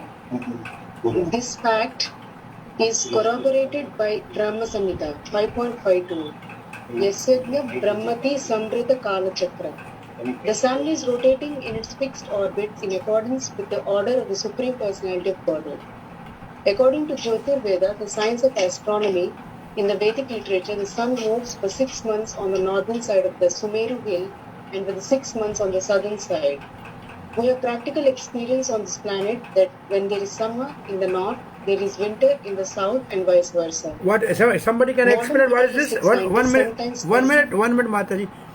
What Srila Prabhupada is saying, we have practical experience on this planet that when there is summer in the north, there is a winter in the south and vice versa. What is that? Anybody knows? Hare Krishna Prabhuji, that is Uttarayana and Dakshinayana. Well, that is one thing. Uttarayana and Dakshinayana is the two movement of the sun. That's a different thing. What Srila Prabhupada is saying is, like when there is a winter in India, in South Africa, in some part of the world, there is a summer. And when we have a hot season now, there is a winter in that part of the world. And we have a different fruits. We have a different fruits when Prabhupada has this experience. When he was traveling to the South Africa or Mauritius, the mangoes are in December. Lychee is in December. And when we come to the India, this northern side, then the mango is in the May, June. So this is what Prabhupada is saying, our practical experience, that on the planet there is a winter and summer different in different part of the world. Is it okay? Yeah, modern materialistic scientists. Yes. Modern materialistic scientists sometimes present themselves as knowing all the ingredients of the sun. Yet they are unable to offer a second sun like Maharaj Priyavrata. Although Maharaj Priyavrata devised a very powerful chariot as brilliant as the sun, he had no desire to compete with the sun god. For a Vaishnava never wants to supersede another Vaishnava. His purpose was to give abundant benefits in material existence. Srila Vishwanath Chakravarti Thakur remarks that in the months of April and May, the rays of Maharaj Priyavrata's brilliant sun were as pleasing as the rays of the moon. and in October and November, both morning and evening, that sun provided more warmth than the sunshine. In short, Maharaj Priyavata was extremely powerful and his actions extended his power in all directions. So April, May's jest, jest there written, and this is Mark Sarisha, verse number 31. When Priyavat drove his chariot behind the sun, the rims of... Hare Krishna, please wait. Hare Krishna. Yes, Please Karuna. wait me once again. I could not understand. So, Prabhuji, can you explain what Prabhupada is trying to say that Maharaj Priyavata could make like second sun? What do you mean by the second sun? And is it like the moon, we can say? In Chakravarti Pad's purport, we have seen that Priyavat, by his yoga siddhi, in one body he was remaining as a king, and in other body he was remaining as a sun. But that sun which Priyavat has become was cooler in a summer and was warmer in a winter. So what is that? Is it like in our astronomy, what you can say, refer to? So is it there is something practically, is it there something like Priyavrata sun? And when he was ruling, he has made... We are able to see. When he was ruling, he has done that miracle. He has conquered the time because he was changing the night into the day. So this is So called... that's what the moon is doing also, Prabhu. So we cannot say like that. Moon is not moon. There's a difference between moon. Moon is getting his light from the sun. But Priyavat has made his own light.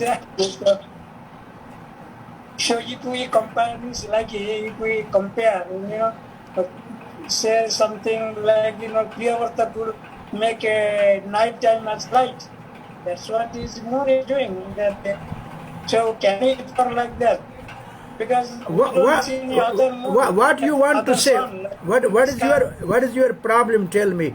You have any problem with Priyavat acting as a sun? Problem is, Prabhu, problem is, so can we just imagine our mind that the second sun is nothing but like moon? This is your imagination. That's what I want to ascertain from you. This is your imagination. Priyavat has made a second sun, which was differently acting than the... So what is there? That's the question, bro. That is his, this is his yogic power. That is his yogic power. Like yogis can make the whole planet. So this is a sun planet. He made his own sun planet. So there is no existence in astronomy. That means you want to say that it was imaginary something? It is like when I am teaching you, I am giving you the purport of Vishwanath Chakravarti Thakur. You can say, but it's not that somebody will every day give you the all purport like that. So it is only when Priyavat was ruling, he acted as a sun when there was a night in some part of the world to give benefit to those people. See now, see, think like that. Now on the planet in a northern hemisphere, there is no sun for 6 months. I was in Russia and 12 o'clock in the night there was sun. 12 o'clock night there was sun. And early in the morning 10 o'clock sun rises. So people have a different timing for work. So like that, Priyavat, when he was ruling the all planet, he never wanted the people to suffer from the darkness at a wrong time. So he just gave them facility to work. You can think it like that. Now there's a night cricket match and they make the whole stadium shine by the light. So similarly, Priyavat has his own power by which he made the sun to shine when there was night. Yes. And Prabhuji, if you go towards the last line of the paragraph, so Prabhupada mentioned also Vishwanath Chakravarti Thakur is comparing that Priyavrata sun is just like as the rays of the moon. As the rays of moon, but not moon. Is not moon. It was cooler in the summer, it was warmer in the winter. Okay. It is beyond our understanding, Prabhu. This is actually the whole idea is Priyavrata has conquered the time and space. Like Parikshat has conquered the time Kali Yuga, personification. So Priyavrata has conquered by his powerful rulership the time. He made the night into the day by his powerful yoga. He got power by worshipping the Supreme Lord. And second, which we will see next verse, by the rim of the wheel of his chariot, the 7 islands and 7 oceans are created. So he conquered the space also.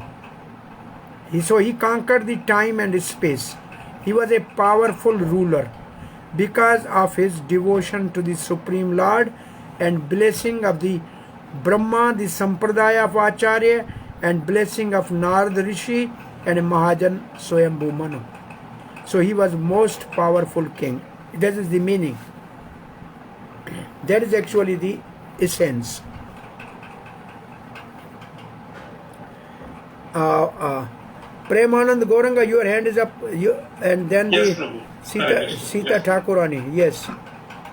Prabhuji, here earlier in the paper it has been mentioned that the modern astronomy states that the sun is in the center and all the planets are revolving. But actually here it is stated that the sun is revolving. That's a Prabhupada will write in the next purport. The coming purport, Prabhupada said people say the sun is stationary, but actually we hear from here the sun is moving. The next purport, Prabhupada will clarify this. Okay. And Sita Thakurani? Hare Krishna Prabhuji, my question is also same about the sun. I'm really wondering about that. Because the sun is rotating in the fixed orbit. Well, let us see in the next purport will clarify this. Yeah, thank you so much. When Priyavrata drove his chariot behind the sun, the rims of his chariot wheels created impression that later became 7 oceans, dividing the planetary system known as Bhumandal into 7 islands. The movement of the wheel of his chariot produced troughs which become 7 oceans. This means that he had 7 chariots, each with 1 wheel. By the power of his yoga, their movement was higher than the sun's, and they circle around the plane of the earth. Jiva Goswami says in the Sandarbh that one should understand that the chariots were successively larger and larger in size, since the outer circles were larger and larger. Some say that he made larger and larger chariots in succession, each one twice the size of the previous one, traveling higher and higher, so that the inhabitant of his city in Aryavarta could see his chariot even at a great distance. Because the wheel of each chariot were broader than the previous ones, the ocean was successively broader.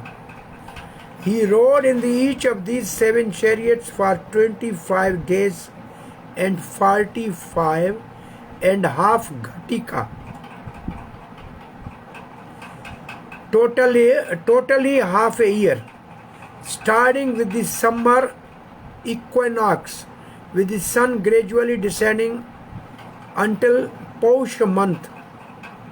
Then again starting from the winter equinox, he would travel until the cycle was complete, with the same number of days fixed but with opposite order of chariots, with the sun gradually ascending until Asad month, which is June, July. As the sun traveled around the Meru clockwise, along with the dependent zodiac, it gradually increased in speed. Note, So yeah, it has increased in speed. Note, this would apply relative to Aryavarth only. It would gradually speed up during each rotation when it came to Aryavarth and slow down the opposite area behind Meru. The accelerated section and decelerated sections would gradually shift around Meru during the year, and thus the days after the summer equinox become shorter each month. And from the winter equinox, the sun gradually slows down and the days become longer. In order to decrease the night, Priyavarta by his own will circled Meru, but slowing down his chariot increased the length of day after the winter equinox, and then decreased the length of the day according to his will by speeding his chariot. By the power of the yoga, his chariots were visible or invisible according to the time. Note, it appeared from this description that before the time of Priyavarta, the day and night were equal, but by his will made the length of the day and night change throughout the year.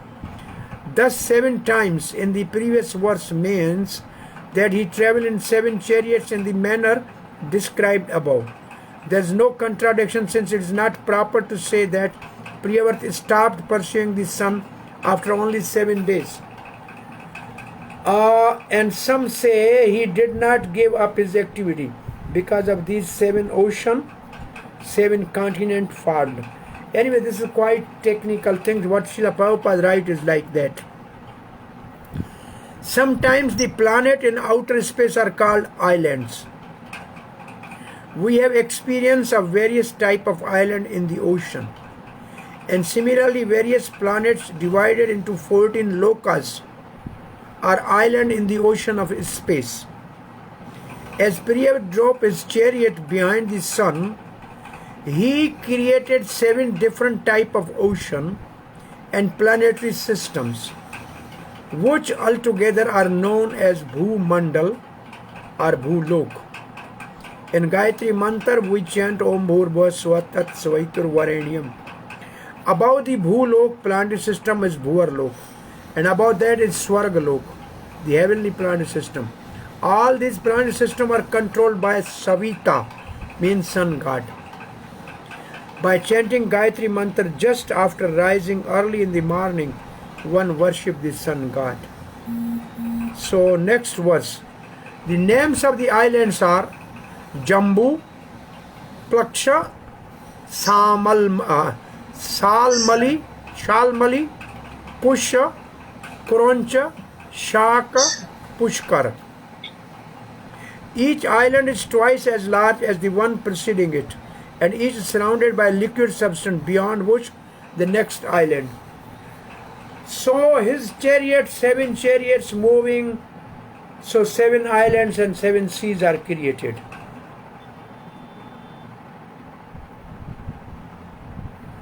So which liquid is where, what now here?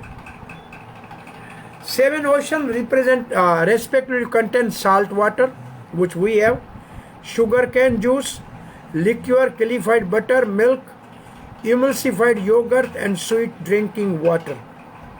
All the islands are completely surrounded by this ocean, and each ocean is equal in breadth to the island it surrounds. Maharaj Priyavarta, the husband of Queen Brahmati, gave sovereignty over these islands to his respective sons, namely Agnidhar, Idammajiva,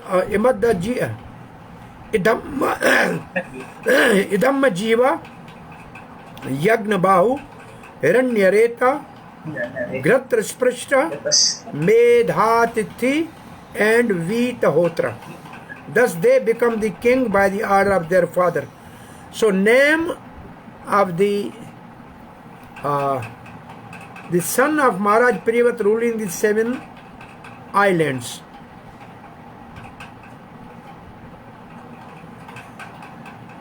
Srila Prabhupada writes like this.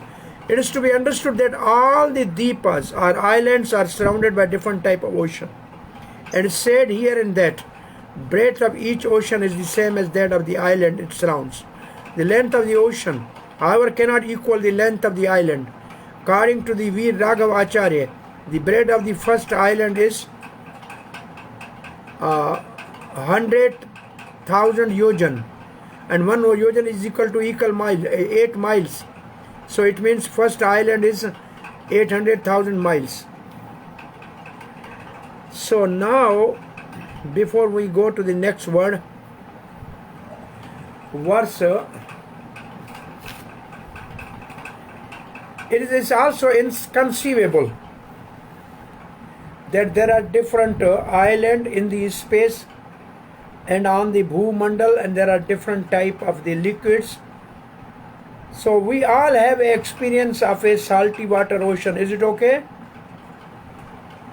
Right? Hare Krishna, Prabhuji. We all have seen the salty water ocean, right? When I preach, I ask. Yes. When we preach, I ask them, who has put the salt in the ocean? What is your answer? Who has put the salt in the ocean? Hare Krishna. Yes. Yes, Hare please. Krishna, Prabhuji. Actually, that means Prabhupada is writing the last sentence. Water surrounding it must have the same length, but its length must be different. So I was wondering that the breadth, suppose it first island, say the space in between two islands, say whatever is the size, next one is multiplied by 2. Each time it is multiplied by twice. So in that case, how will you explain that the length will be different? Can you throw some light? Your sound is breaking. So the breadth is breadth, some length is the same. However, the length is different. Where is the length difference? Which length? Go and measure. So that is text number 33, last line. 33, last line. The water surrounding it must have the same breadth, but its length must be different. The length must be different. Prabhupada writes. So if you don't agree, go and measure. So, Prabhuji, am I right if I am thinking like this way? Of course, I am not speculating. Sorry, please forgive me. So, the thing is, just like the circular ring. Circular ring, maybe there are 7 circular rings. So, however, their breadth, size is same, but the length, circumference is different. Is it like that way, you can say? I don't know this geometry.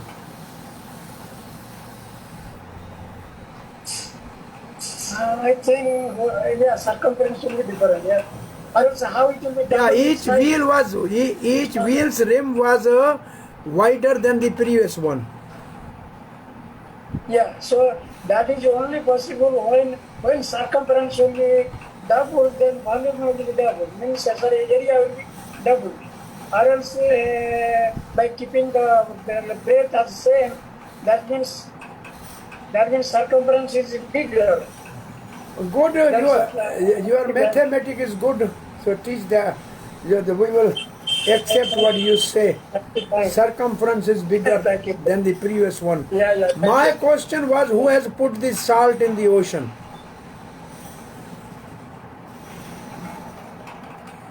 We have experience of salty ocean, right? Yes? Yes, Prabhuji. Who has put the salt in the ocean?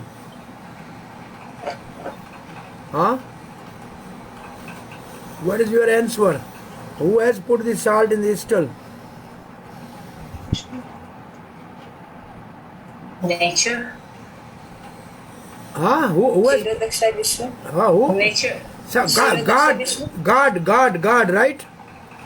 Yeah. So God can put the salt, He cannot put the sugar? He can put the sugar, He can put ghee, He can put anything. If you believe there is a salty ocean, there must be a sugarcane ocean, because you have not made this. So anyway, this cannot be described by logic. We have to just accept. I think somebody said Gayatri break we need. So anyway, a couple verses are left. Now the Priyavrata will be disinterested in ruling, and he will renounce, and he just give the rulership to his children and go back to the Narad and become detached again. So if we can finish in 10-20 minutes this whole section, then we will have a full break. What do you think? We should have a Gayatri break now? We can continue, Prabhuji, and finish the whole purpose. It is good. I think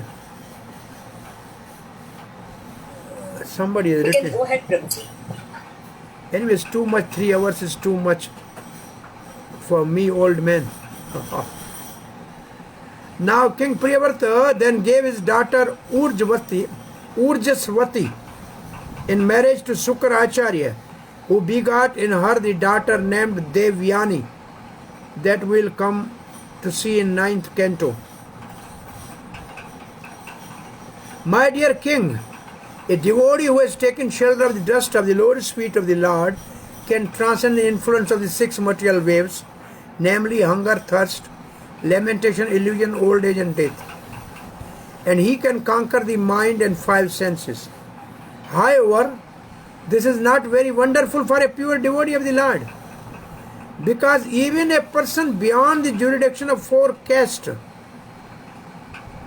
in other words, an untouchable, is immediately relieved of bondage to material existence if he utter the holy name of the Lord even once. Chakravartipad has written, such prowess or influence is not surprising for those who conquer the 6 senses. It means Priyavrata can have 7 oceans, 7 islands, 7 sun ruling them. He can act as a sun. This all is not surprising for those who have conquered the 6 senses. And how can do that? By the dust from the lotus feet of the Lord. Rajasa also means Rajogun. Thus there is a Vrodha Alankar, ornament in this is in the verse. Even the outcast at the moment uttering the name of Lord give up bondage. So here Prabhupada's purport is very nice. Sukdev Goswami was speaking to Maharaj Parikshit about the activities of King Priyavrata. And since the king might have been doubt about these wonderful uncommon activities, you all have a doubt, and Parikshit also might have a doubt. So Sukdev Goswami assured him, my dear king, he said, don't be doubtful about the wonderful activities of Priyavrata. For a devotee of the Supreme Personality of Godhead, everything is possible, because the Lord is also known as Urukarma. Urukarma is the name of Lord Vamandev, who performed the wonderful acts of occupying the 3 walls with 3 footsteps. Lord Vamandev requested 3 pieces of land from Maharaj Bali. And when Maharaj Bali agreed to grant them, the Lord immediately covered the entire world with 2 footsteps. And for his 3rd step, he placed his foot upon the Bali Maharaj's head. Therefore, Jayadev Goswami has sung, Chalasi vikarmane balim adbhuta vamana padanakhanira janita jana pavana keshavadharta vamana rupa jai jagadisha hare. All glories to Lord Keshav, who assumed the form of a dove. So Vamandev, you tricked the great demon Bali Maharaj. The water that touched the nail of your lotus feet, then you pierced through covering of the universe, purify all living entities in the form of river Ganga. Since the Supreme Lord is all powerful, he can do anything that seems wonderful for the common man. Similarly, devotee also takes shelter of lotus feet of Lord, can also do wonderful things unimaginable to common men by the grace of just of lotus feet of Lord. Chaitanya Mahaprabhu therefore teaches us to take shelter of lotus feet of Lord. Ainanda Tanuja Kinkaram. So, Lord Chaitanya teaches us to come in touch with the dust of lotus feet of the Lord. For then there will be undoubtedly be all success. Can you believe somebody can go in some country without visa? Or somebody can get a visa on Sunday? It's not normally possible, but Prabhupada got visa on Sunday and he flew to the Australia with a Vagwan, his disciple carrying the Gopinath, and he entered the country without visa. So there are certain things which are astonishing even to the world. But they can happen because by the mercy of Lord, devotees can do wonderful things. Because of the material body, every living entity's material existence is always disturbed by the Shad Guna, 6 waves. What are these 6 Shad Guna? Hunger, thirst, lamentation, illusion, infidelity and death. Furthermore, another Shad Guna are the mind and 5 senses. Not to speak of the sanctified devotee, even a Chandal, an outcast, who is untouchable, is immediately freed from material bondage if he utters the holy name of the Lord even once. Sometime caste Brahma argue that unless one changes his body, he cannot be accepted as a Brahman, for since the present body is obtained as a result of past action. One who has in the past acted as a Brahman takes birth as a Brahman family, in a Brahman. Therefore, they contend without such a Brahmanical body, one cannot be accepted as Brahman. Here it is said, however, that when a Vidura Vigata, a Chandal, a 5th class untouchable, is freed if he utter the holy name even once. Being freed means that he immediately changes his body. Sanatana Goswami come from this. When a person, even though a Chandal, is initiated by pure devotee into chanting holy name of the Lord, his body changes as he follows the instruction of the spiritual master. Although one cannot see how his body has changed, we must accept on the ground of the authoritative statement of the Shastra that he changes his body. This is to be understood without argument. This verse clearly says, Sajjahati Bandham. He gives up his material bondage. The body is the symbolic representation of material bondage according to one's karma. Although sometimes we cannot see the gross body changing, chanting the holy name of the Supreme Lord immediately changes the subtle body. And because the subtle body changes, the living entity is immediately freed from material bondage. After all, changes of gross body are conducted by subtle body. After the destruction of the gross body, the subtle body takes the living entity from the present gross body to another. In the subtle body, the mind is predominant. And therefore, if one's mind is always absorbed in remembering the activities or the lotus feet of Lord, he is to be understood to have already changed his present body and become purified. Therefore, it is irrefutable that a Chandal or any fallen or low-born person can become Brahman simply by method of bona fide initiation. So Srila Prabhupada's changing body means changing mind, changing subtle body. 36. While enjoying his material opulence with full strength and influence, Maharaj Priyavat once began to consider that although he had fully surrendered to the great Saint Narad and was actually on the path of Krishna consciousness, he had somehow become again entangled in material activities. Thus his mind now became restless and he began to speak in a spirit of renunciation. So next subject now. Well, this verse shows his withdrawal from material enjoyment and the increase in strength of renunciation.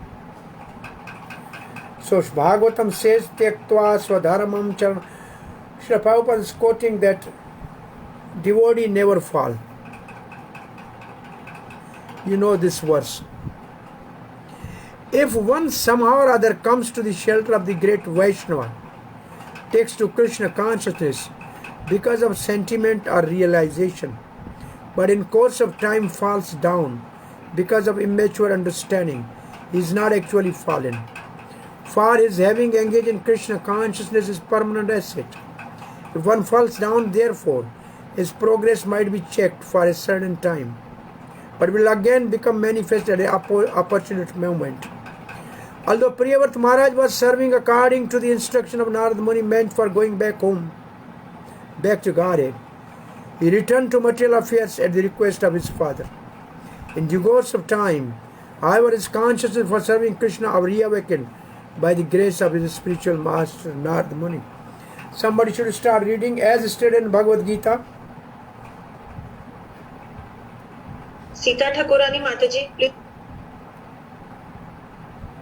As stated in Bhagavad Gita, Suchinam Srimatam Kehu Yoge Prabhu Vijayate, one who fall down from the process of Bhakti Yoga, it again offer the opulence of the demigod, and after enjoying such material opulence, he is given a chance to take birth in the noble family of pure Brahman or in a rich family, to be given the chance to revive his Krishna consciousness. This actually happened in the life of Priyavrata. He is a most glorious example of his truth. In due course of time, he is no longer wanted to enjoy his material opulence and his wife, kingdom, and son. Instead, he wanted to renounce them all. Therefore, after having described the material opulences of Maharaj Priyavrata, Shukdev Goswami in this word describe his tendency for renunciation. So the word, yes, go. The word Devrishi. The word Devrishi, Charanusyane, indicate that Maharaj Priyavrata, having fully surrendered to the great sage Devrishi Narad, was strictly follow all the devotion processes and regulative principles under his direction. In regard to strictly following the regulative principles, Sri Vishwanath Chakravarti Thakur says, Dandavat Pranama Tan Anupateha, by immediately offering obeisances Dandavat into the spiritual master, and by the strictly following his direction, the student become advanced. Maharaj Priyavrata was doing all these things regularly.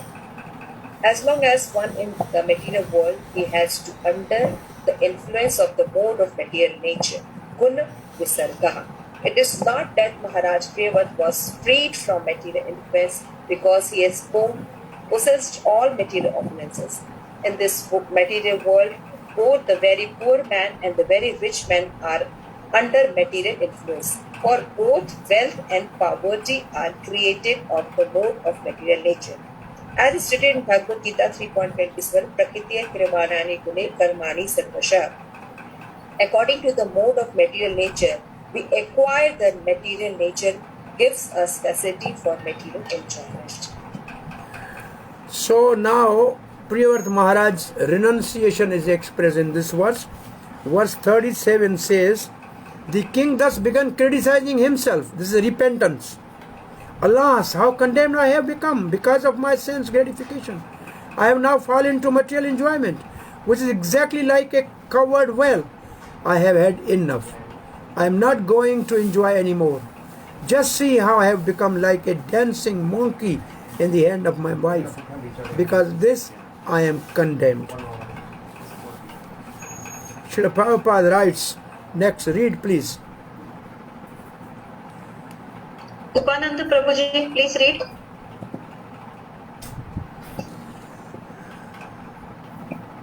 Yes, Mataji. Please read. Sloka number 36, is it?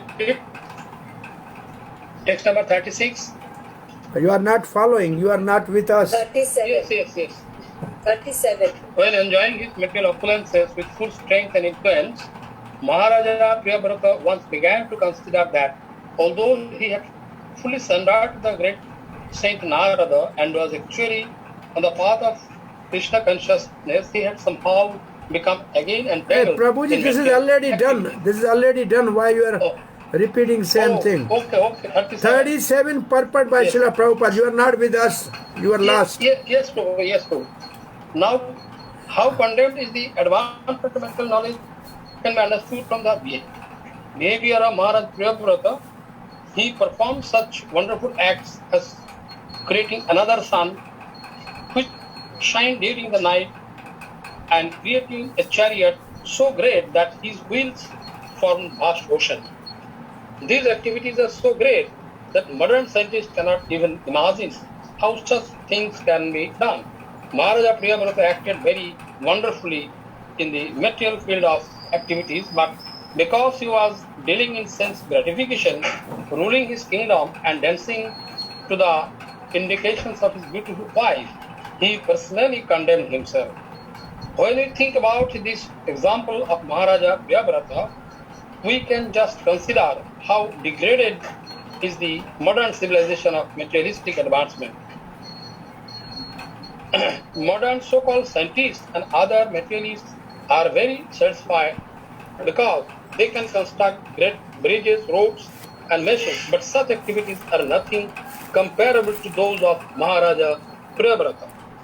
If Maharaja Priyavrata could condemn himself in spite of his wonderful activities, how condemned we are in our so-called advancement of material civilization? We can conclude that such advancement has nothing to do with the problems of the living entity entangled within this material world. Unfortunately, modern man does not understand his entanglement and how condemned he is, nor does he know what kind of body he is going to have in the next life. From a spiritual point of view, a great kingdom, beautiful wife, and wonderful material activities are all impediments to spiritual advancement. Maharaja Priyavrata had served the great sage Narada sincerely. Therefore, even though we had accepted material opulences, he could not be deviated from his own task. He again became Krishna conscious, as confirmed in Bhagavad Gita. निहा कर्म नाशो अस्ति पृथिव्यायो न विद्यते स्वल्पमस्य धरते स्वल्पम ओपि यस्य धर्माशय त्रायते महद् भयात्. In devotional service, there is no loss or diminution, and even a small service rendered in devotional life is sufficient to save one from the greatest danger. Bhagavad 2.40. Such renunciation as Maharaj Priyavrata is possible only by the grace of the Supreme Godhead. Generally, when people are powerful or when they have a beautiful wife, a beautiful home, and a material opulence, beautiful popularity, and a material popularity, they become more and more entangled. Priyavrata Maharaj, however, having been completely trained by the great sage Narada, revived his Krishna consciousness in spite of all impediments. Hare Krishna. Okay, next, by the grace of Supreme Personality of Godhead, Maharaj Priyavrata reawakened to his senses. He divided all his earthly possession among his obedient sons. He gave up everything, including his wife, with whom he had enjoyed so much sense gratification, and his great and opulent kingdom, and he completely renounced all attachment. His heart, having been cleansed, became a place of pastime for the Supreme Personality of Godhead. Thus he was able to return to the path of Krishna consciousness, spiritual life, and resume the position he had attained by the grace of great Saint Narada. So here Srila Prabhupada is actually giving a purport on this one word. Hriday Greta Hari Vihar Anubhavo. In his heart there is a television started of Lord's pastimes.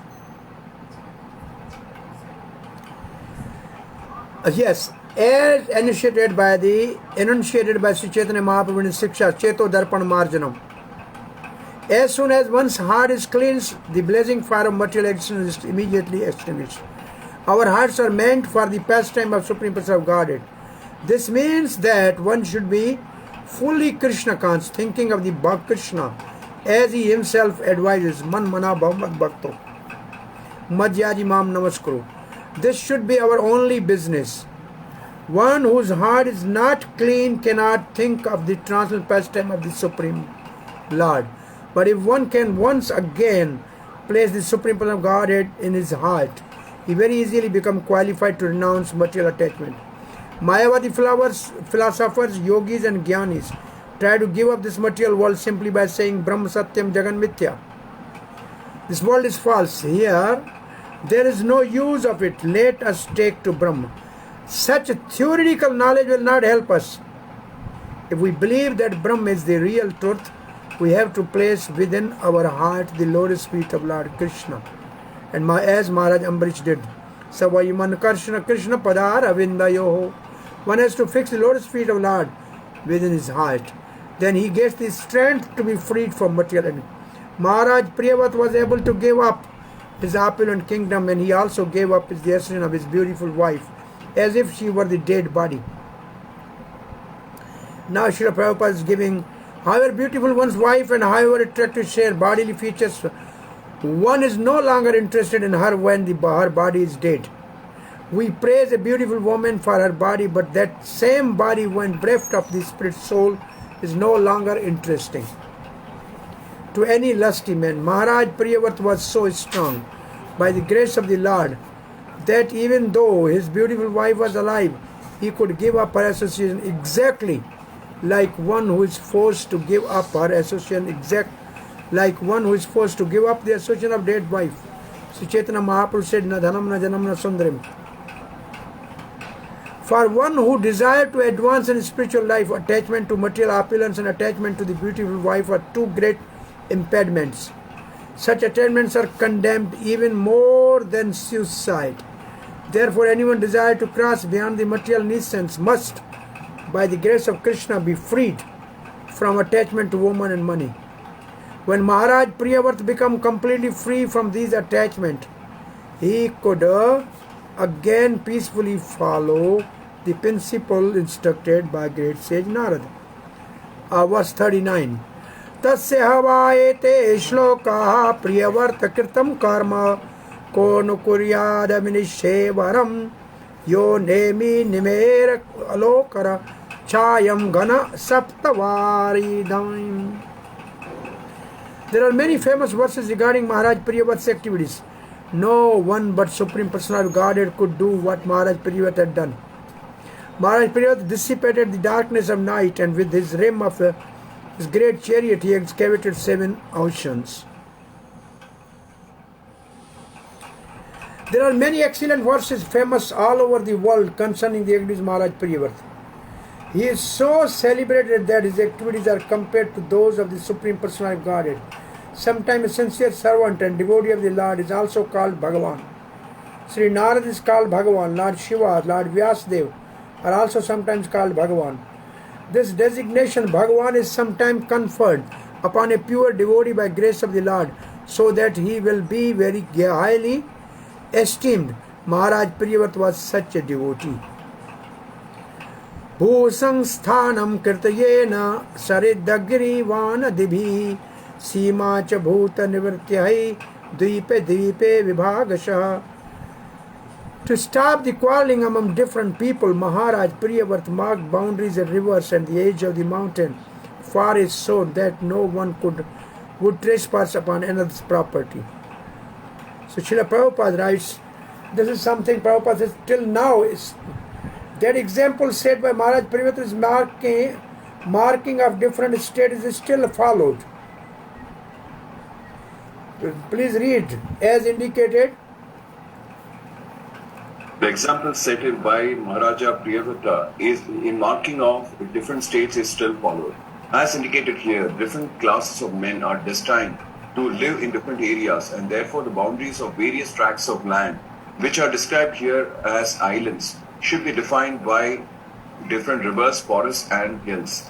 This is also mentioned in relation to Maharaja Prithu, who was born from the dead body of his father by the manipulation of great sages. Maharaja Prithu's father was very simple, and therefore a black man called Nishada was first born from his dead body. The Nishada race was given a place in the forest because by nature they are thieves and rogues. As animals are given places in various forests and hills, Men who are like animals are also destined to live there. One cannot be promoted to civilized life unless one comes to Krishna consciousness. For by nature one is destined to live in a particular situation according to one's karma and association with the modes of nature. If men want to live in harmony and peace, they must take to Krishna consciousness, for they cannot achieve the highest standard while absorbed in the bodily concept of life.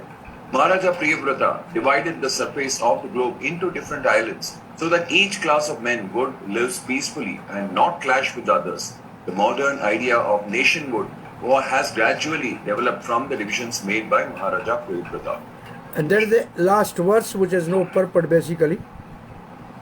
As the great follower and devotee of sage Narad, Maharaj Priyavrata considered hellish the opulence he had achieved by dint of fruitive activities and mystic power, whether in the lower or heavenly planetary system or in human society. So Bhumana means lower planets, Devyam means Swarga, and Manusha means human on earth, and Maiti means wealth. So here actually this chapter is over. I'm sure there's a one purport, I think how we have missed that I don't know, but that Srila Prabhupada writes, modern science says sun is stationary, but this verse is describes sun is moving. So find out that purport.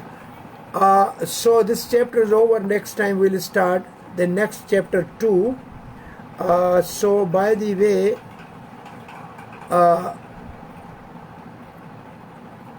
we can discuss something now if we like. Yes, somebody has a question, we can discuss now. What are the different sections? We have already first day told you.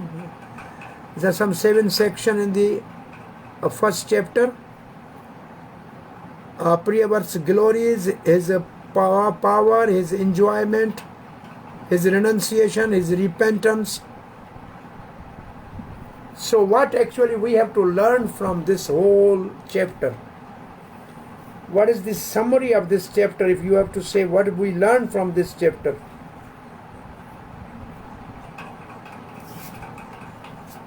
Yes. Some question, comment, some learning, some principle we learn from this chapter. Just we read a one paragraph now in one purport. As far as spiritual life is concerned, 3 things are kingdom, beautiful wife, opulence have no use. Something that what we have read, any principle you drive in your life from this chapter? At least find out. Yes? However powerful you are, however good devotee you are, you have to listen to Supreme Personality of Godhead and move according to His desires. Well, there are certain good principles we should draw from this chapter. We have to follow the authority of the superiors, even if it is a obstacle in our devotional service. And if we follow the authorities, then God is pleased, then we can do something wonderful which is unimaginable for common people. Then even we can be most opulent and most exalted personalities, still our devotional service will be reawakened and we can come back to Krishna consciousness and give up all these things, and renunciation will be awakened in our hearts. So you can at least draw some 4 or 5 principles from this chapter that are applicable to our devotional life. Parikshat has a hand up, and Shama Priya has a hand up. Do you have a question or comment? I have a question. So what is the question? In text 38, it is mentioned that it means... Yes. That anyone desiring to cross beyond material nations must, by the grace of Krishna, be freed from the attachment to women and money. So, I can only desire to cross the material nations, but it is only by the mercy of Krishna that the attachment is one is freed from attachment. How do you understand this statement? That I can only desire, that I want to get ready from this bondage. Ultimately, if we are sincere, desire Krishna within our heart as a Paramatma, will smell that desire and will create this situation by which we will be detached from all attachment and will be attached to Krishna. Basically, in our Krishna consciousness, as we increase our attachment to Krishna, our detachment from the world is byproduct. We don't have to endeavor for that. So we have simply to desire sincerely, then Krishna will fulfill that desire. Yes. So some principle you should derive from this, and next time we can discuss some principle which we have learned from chapter 1 of 5th canto, from the life of Priyavrata.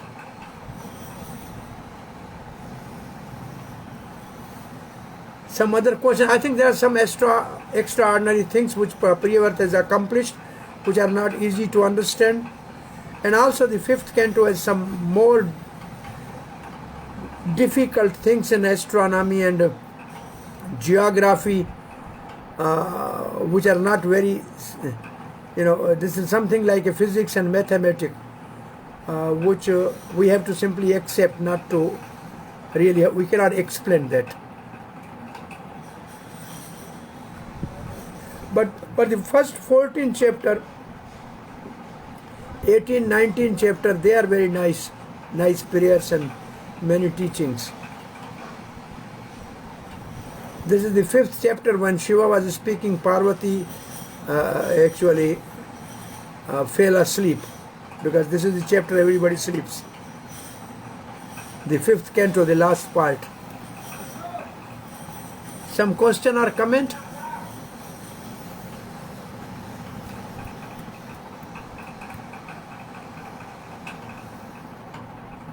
I have one more question. Yes. That it is mentioned that one whose heart is not clean, they cannot think of Krishna. So does it's like an impediment that if my heart is not clean, then I cannot think of Krishna? Or is it okay that I force myself somehow to think of Krishna, then my heart will be cleansed? The heart is dirty because of material desires. They are due to ignorance of our real identity. Therefore, the process to clean the heart is Chetodarpan. Chanting holy name will cleanse the heart. The more sincerely we chant, often lessly, the more quickly and easily we clean the heart. So heart has 6 enemies. This heart is contaminated by Shad Varga that we have discussed. Shad Varga. And Priyavrata heart was cleansed from the Shad Varga, 6 lamentation and all these things, and mind and 5 senses. So they needs to be purified. And the process of purification is devotion. They have to be purified from what? Purified from influence of modes of material nature.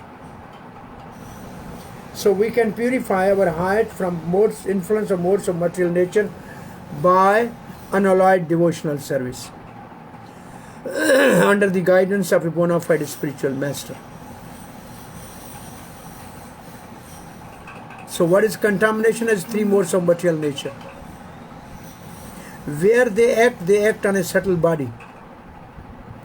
So the part of the subtle body, the mind and intelligence, Krishna is asking to give me. My arpit manobuddhir. So engage your mind in thinking of Krishna, and by determination of your intelligence, you choose Krishna rather than the opulence of Krishna.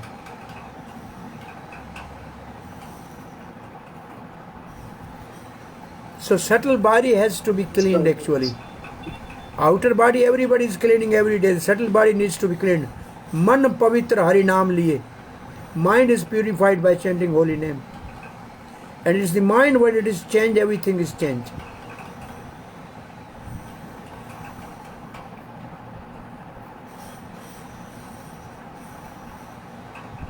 there's a little more time and more verses we have to cover. I think there is little only 5-6 sessions, but anyway, whatever we will do it. Any more question or comment? So what are the questions? Krishna Prabhu? Yes. Just you were asking what lessons we learned from Priyavrata. One lesson that I learned from Priyavrata Maharaja's life was that how he, even though he was engaged in his material activities, he always was at the shelter of the Lord's lotus feet. Always thinking, meditating on the lotus feet of the Lord based on the instructions given by his Guru, Narad Muni. So like that, when I am engaging in material activities also, must make sure that the mind is in the lotus feet of my spiritual master and the Lord. But material activity should also continue in a proper way. Yes. Couple more lessons we can, at least 4 or 5 lessons we should write. That is, at least we may forget most of the verses, but if we write down 5-6 certain important things we have learned from the chapter, that will be useful for us. Krishna Prabhuji, it is Devi Varnashram was also explained. Yeah, Devi Devi Varnashram means Varnashram based not on birth but on the quality. On the quality. Yes. And also explained that even a person go forest to forest, but if he is self-realized and think that there is no wife, it is wrong, because he has six wives already. With so him, be aware. Yeah. This is a wonderful point. Is six wives are always there. And Yes. five senses. And if you want to success in material life, or want a successful material life, we have a good wife. That's also needed for Kshatriya and Vaishyas. Dr. Gopeshwar, your hand is up. Hare Krishna, Dhanavad Pranam Prabhuji. Yes. Prabhu, Devi Varnashrama is as per qualification, but that normal Varnashrama is as per birth, or that is also include qualification? Actually, presently Varna Ashram, which normally is smart, they say it is by birth, but Devi Varna Ashram, which is accepted by Narad Muni and Bhaktisiddhanta Saraswati, actually use this word is for according to guna and karma. Okay, Prabhu. Thank you. Asha, Gopi Kishori. Thank you, Prabhu. I only asked the question. Thank you. Okay, thank you very much. I think you chant Gayatri before it is 1:30. We'll meet again on next Saturday. Hare Krishna. Hare Krishna.